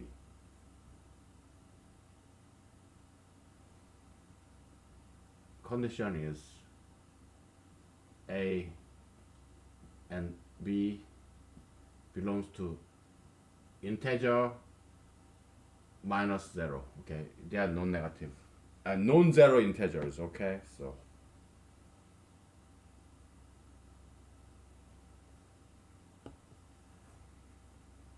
for example, minus 3 is less than 5. 1 over minus 3 is still less than 1 over 5. Okay. Okay, there's some additional conditions. How about minus 5 is less than minus 3, and 1 over minus 5 is larger than 1 over minus 3. So this is like minus 0.3 dot. This is like minus 0.2, which is bigger than minus 0.3. Okay? Alright, so there are some more conditions like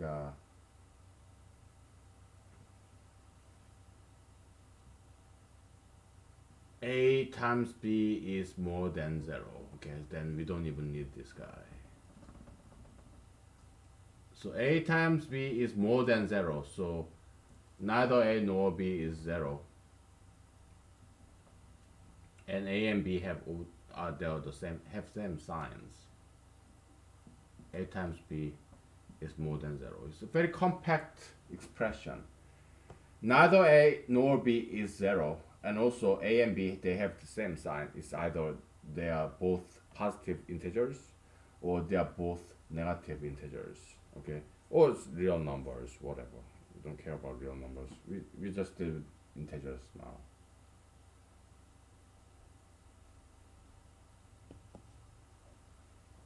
Let's prove this. Okay, as an exercise. All right, so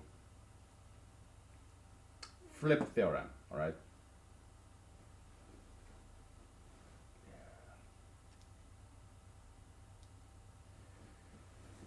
Ooh, it's getting hot now. Maybe it's time to take a break, okay? So, let's take a break. I'm gonna take frequent breaks. Ooh.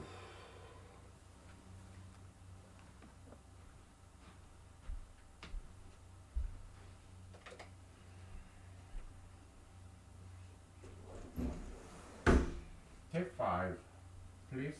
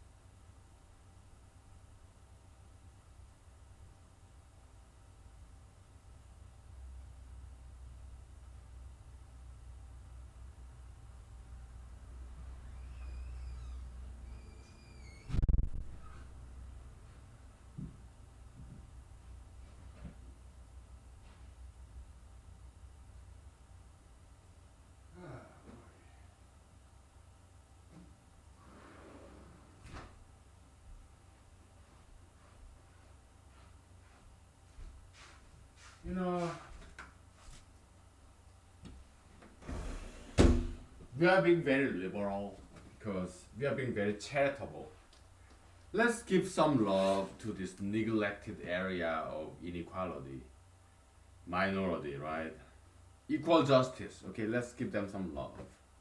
Because mathematics, physics, they're mostly equality, right? Equations. Inequality, they are minority. They don't come up very often. Let's give them some love. We are being very liberal, charitable. Because big part of Christianity is about charity, helping out the poor, giving some love. We love Jesus. We are Christians. I mean, at least I am. I recommend it to be. But Christians, Christianity is good religion. Okay, Jesus, fantastic. I believe Jesus is Son of God. Okay, I do. Um, the more I study mathematics and physics, the more I strongly believe that Jesus was indeed, is indeed the Son of God. Okay. Whatever. Whatever. Before we prove this, we need to prove something else. Some more foundational thing. It's multiplicative preservation theorem. Alright.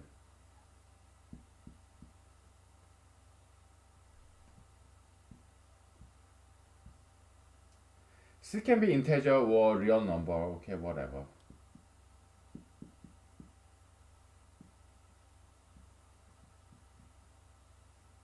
Okay, we need to prove this first.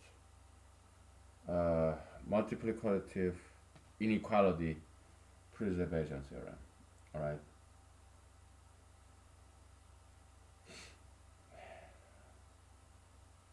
How do we do this? Well, it's easy.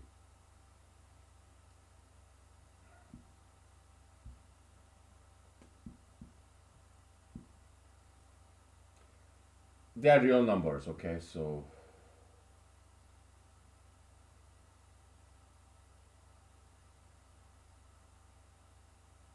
and C is positive number.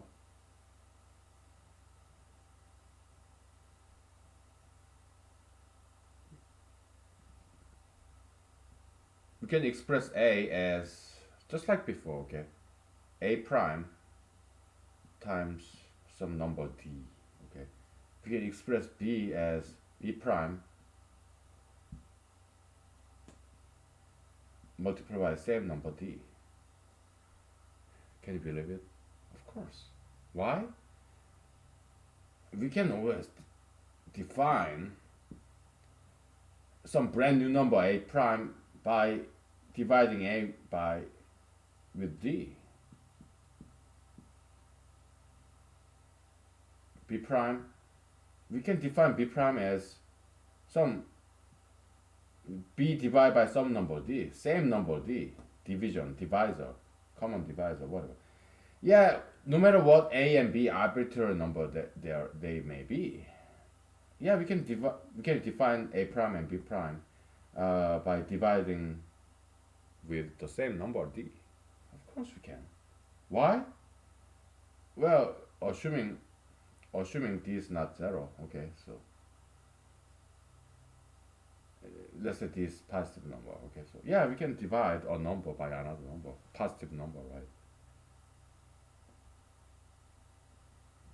Yeah, it's kind of informal proof because yeah, we don't want to spend too much time formalizing it. Okay, so okay.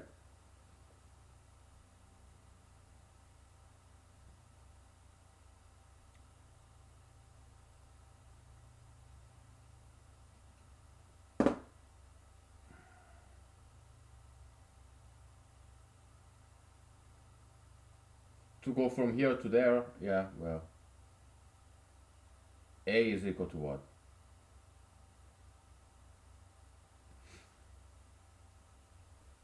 So A prime D,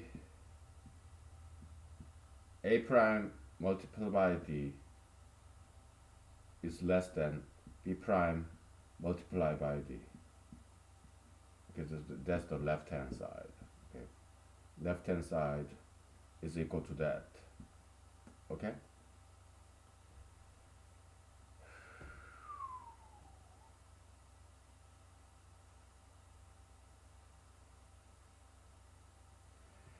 Here, because we are doing multiplication and division, yeah, A and B, they belong to real number. Okay? And real number, they are closed in terms of multiplication and division, except dividing by zero. So we call it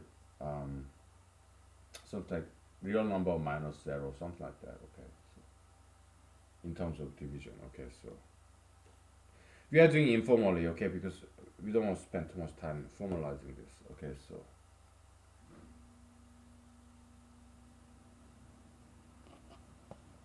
which is same form as this. Okay, a times c is less than b times c. A, B, C, they are all arbitrary, okay? And we assume that D is more than zero, just like C is more than zero. That's QED right there. Okay, so because A, B, A prime, B prime, they are all arbitrary numbers. Okay, so and A prime you divide by D because this more than zero. Yeah, they A prime and B prime they all belong to real number. Okay, minus zero. Okay, so okay. So that's end of proof. Okay, because this guy have same form as this guy. C, C, D, D, A, B, A prime, B prime. They're all arbitrary numbers. Okay, so you're just relabeling it with their equivalent. Okay, they're just arbitrary number belong to real number set.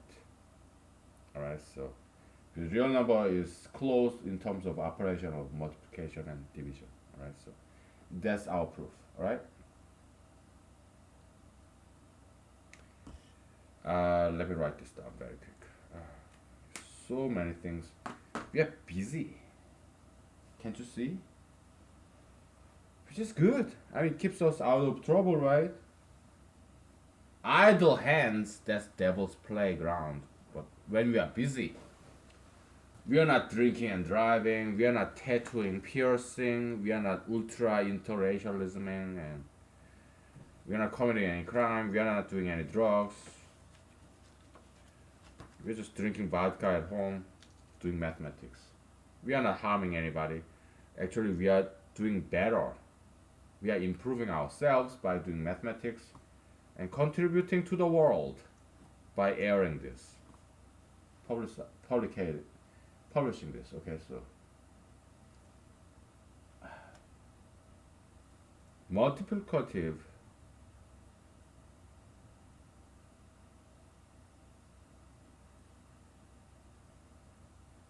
inequality preservation theorem, okay, PRT. Okay, so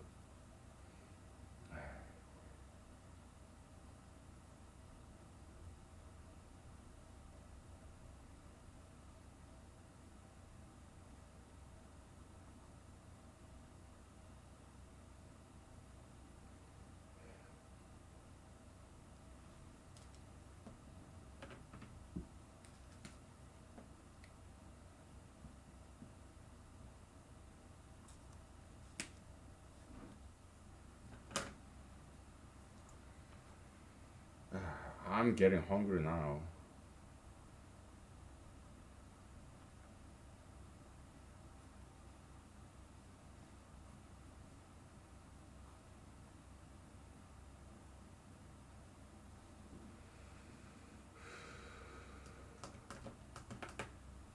So this whole inequality is a Boolean expression. We call it right hand side. Okay. This whole inequality, A less than B, that's left hand side. Okay. So just like here. All right. And we prove that left hand side is equivalent to right hand side. Okay. These two inequality is equivalent. Okay. We prove that. All right.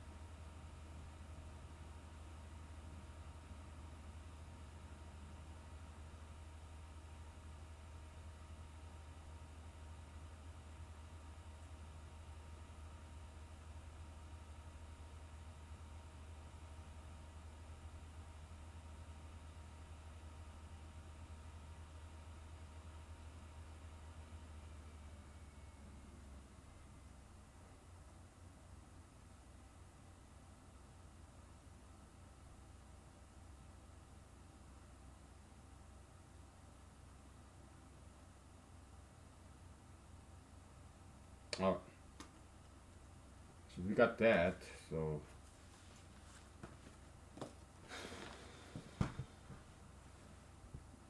now we want to prove this. Okay, so yeah, I'm a grumpy old man. All right. So, but what do you expect? I'm aging. Okay, I'm getting old. Me, grumpy old man. Sure. Sorry.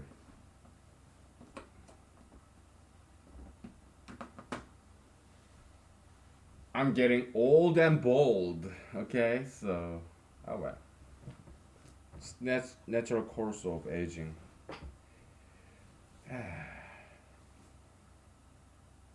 What can I do?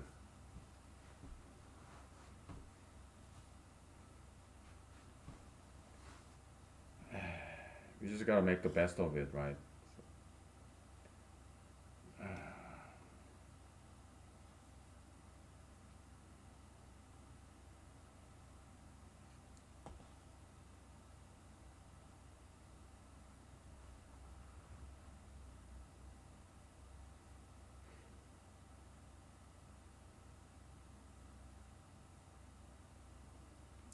So there's another proving technique. Okay, it's called proof by case. You enumerate exhaustively uh, different categories of things, and you prove first case, second case, and because there are only two cases, you proved everything, every cases. Okay, proof by case. Okay, so there are two possibilities. Okay, so proof is a multiplicative divisional flip theorem. Okay, divisional flip uh, inequality preservation theorem. Okay, long name, amazing result. First case, let's say a is more than zero. Well, both a and b are more than zero. A comma b they are more than zero. Second case, yeah, they are both of them are negative. Okay, okay.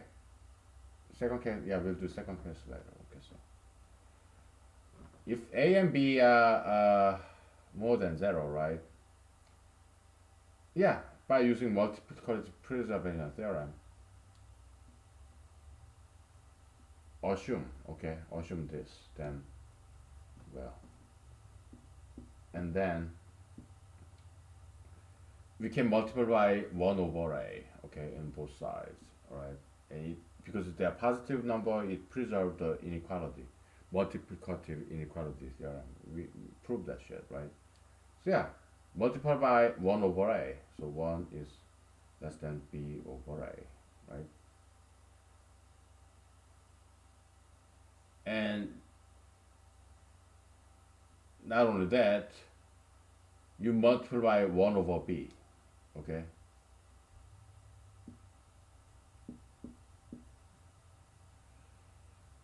1 over b, they're positive numbers, okay? 1 over a.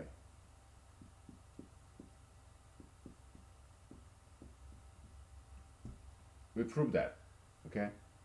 Second case, a comma b, they are both negative number. Then we have flip theorem, right? You multiply negative number. Yeah, we proved for multiplying just one, negative one, but it's same proof. Okay, so now, so it flips the side, so we are multiplying by 1 over a. Okay, so just left hand side. Okay, which is same as left hand side. Okay, right hand side. Okay, and this bidirectional arrow we just call it equal. Okay, to make it easier. So left hand side is equal to, if you multiply 1 over a, because 1 over a is also negative number, and it flips the inequality, right? It's just same as Now you multiply by 1 over b. Okay, so 1 over b. It flips again, 1 over a. And that's same as 1 over a larger than 1 over b, which is same as the right hand side.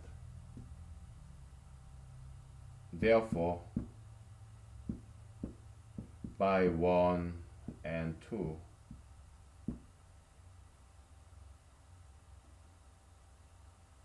yeah, a less than b is same as 1 over a larger than 1 over b. Okay?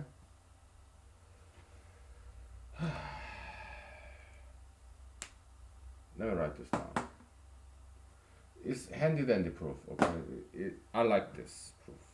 I'm glad we are doing this. Okay, I'm grumpy as fuck because I haven't ate anything yet today. Sunday.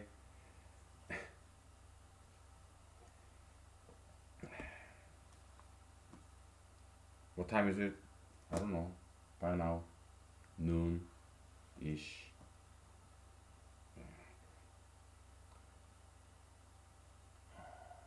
So divisional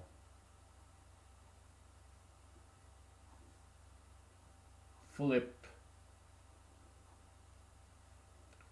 inequality preservation theorem. Okay, so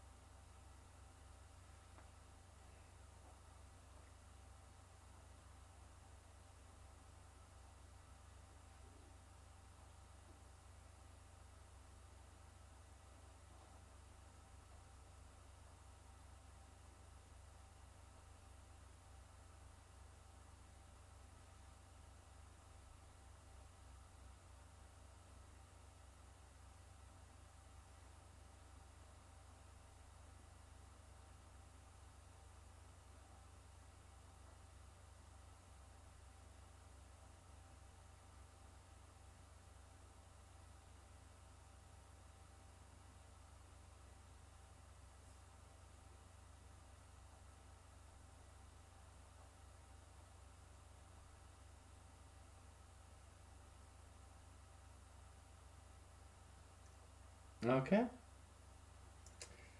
Uh, we're gonna do something exotic. We'll do absorption theorem after a break, okay? Because then we're gonna deal with this thing not equal to, okay, which is same as larger than or less than, which is same as not equal. Sometimes they use this symbol in computer programming, okay, not equal to. Some programming language use this. I've seen this before, okay. Or maybe in some fourth order logic literature, but I did see this before, okay. Not equal to, okay.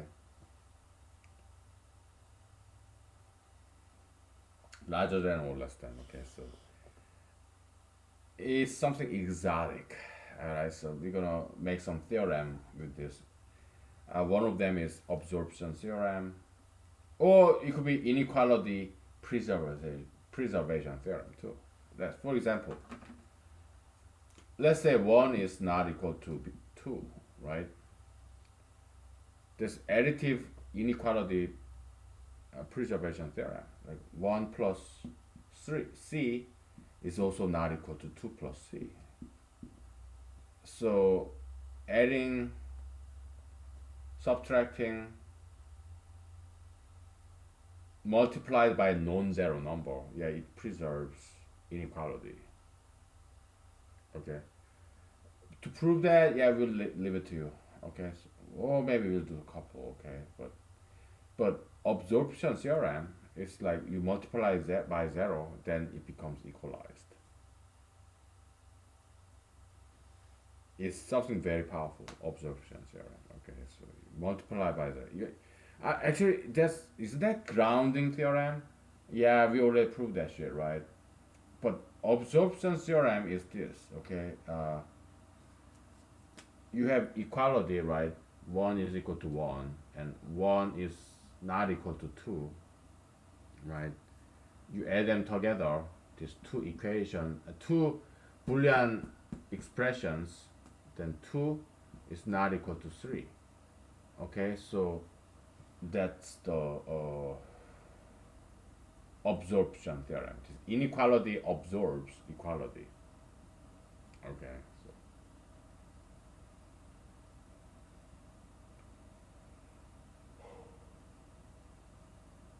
grounding theorem is this. Okay, you zero is equal to zero, right? And one is not equal to two. But we multiply either side, it becomes zero, becomes zero. So this time equality absorbs inequality. Okay, that's grounding theorem. One way to express that. But in absorption theorem is the flip side of that. When you're adding them together, yeah, it's inequality absorbing equality. You can make some political analogy, philosophical analogy, okay, but whatever.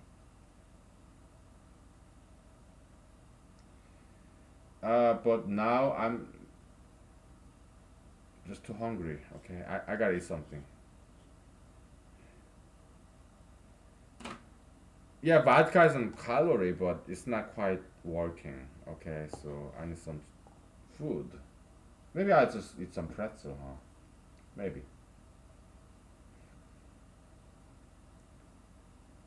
Let's do that. Let me some corn chips. I have some corn chips. Okay, so but either way, we're gonna take a break, okay, and then we'll see what to do next. Okay, so let's take a break. I gotta go pee. Okay, so we have 15 minutes left. We may just continue on. Okay. Yeah, I can eat and work at the same time. Okay, so no problem.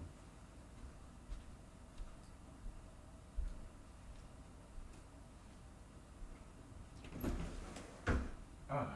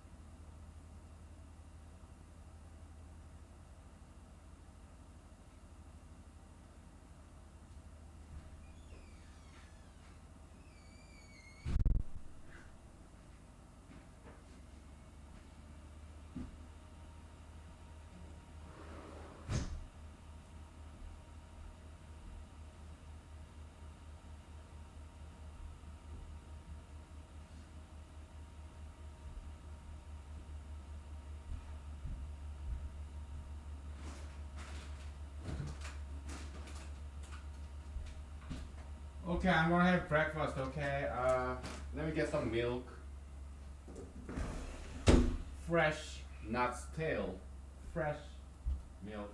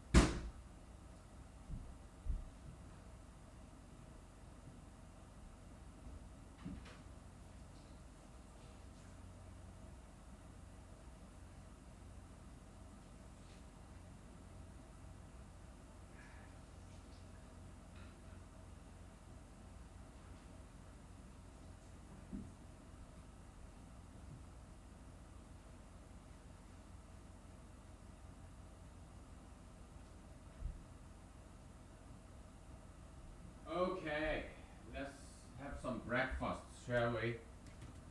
Um, I have some corn chips, kind of like Mexican style. Bolsa grande, yeah, big bag, right?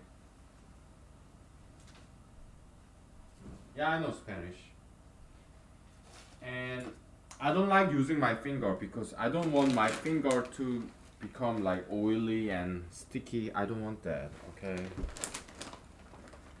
It's not that I'm germophobic or anything. Am I germophobic? Well, I'm reasonably cautious about health. So it's not phobia. It's not irrational fear. It's a rational caution. Okay, so. But I just don't like my finger getting all sticky and oily. I like my fingers to be nice and dry. So this is milk, cold milk, and I put some. I went to Walmart the other day and purchased some spices, dill, chives, guacamole, and basil, chopped, dried spices.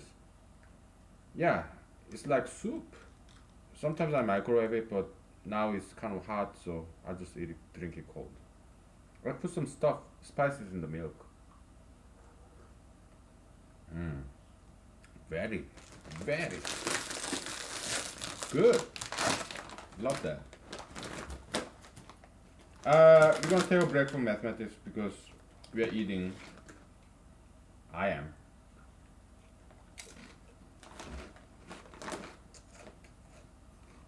Mm,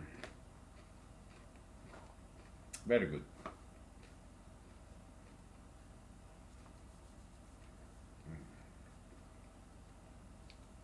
Sorry. Uh,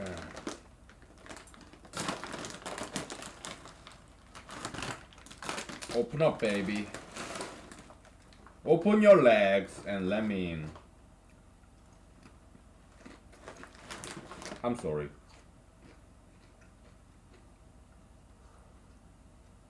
Mm. Milk and honey. Promised land. Back in the back in the days, I remember this episode in Mad TV on Fox. I don't like Saturday Night Live in NBC. Okay, and sometimes they are fine, but mostly I prefer Fox TV. This Fox channel, Mad TV. I was a huge fan of that.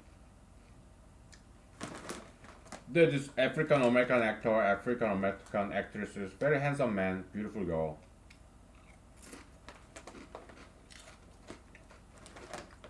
They're doing this spoof, spin-off, caricature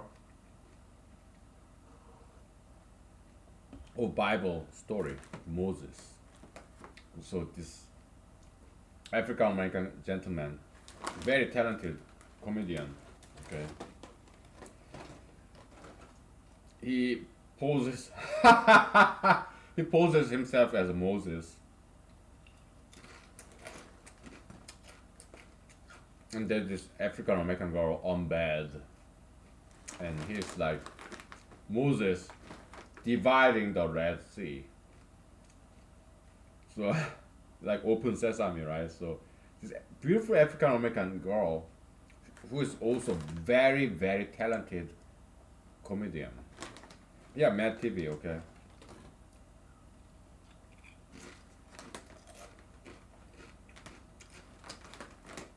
So he does this, and her legs open, like she's like, look at her legs. She's lying on the bed, on her back.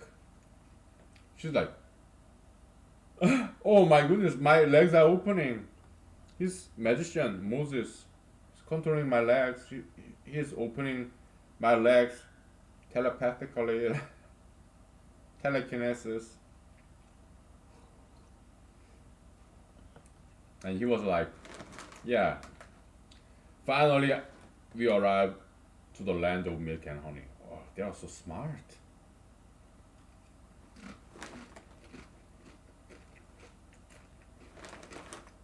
Yeah, sex, milk and honey, right? A girl's opened legs.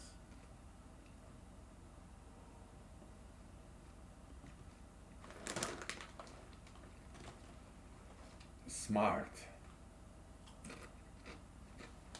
Amazing writing, amazing acting, comedy. Fantastic.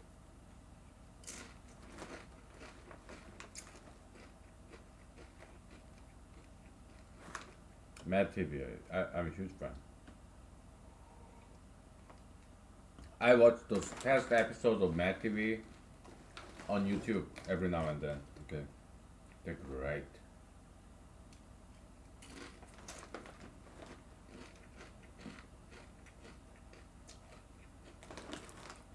We have 2 minutes left. We just continue, okay? To the next episode. Okay?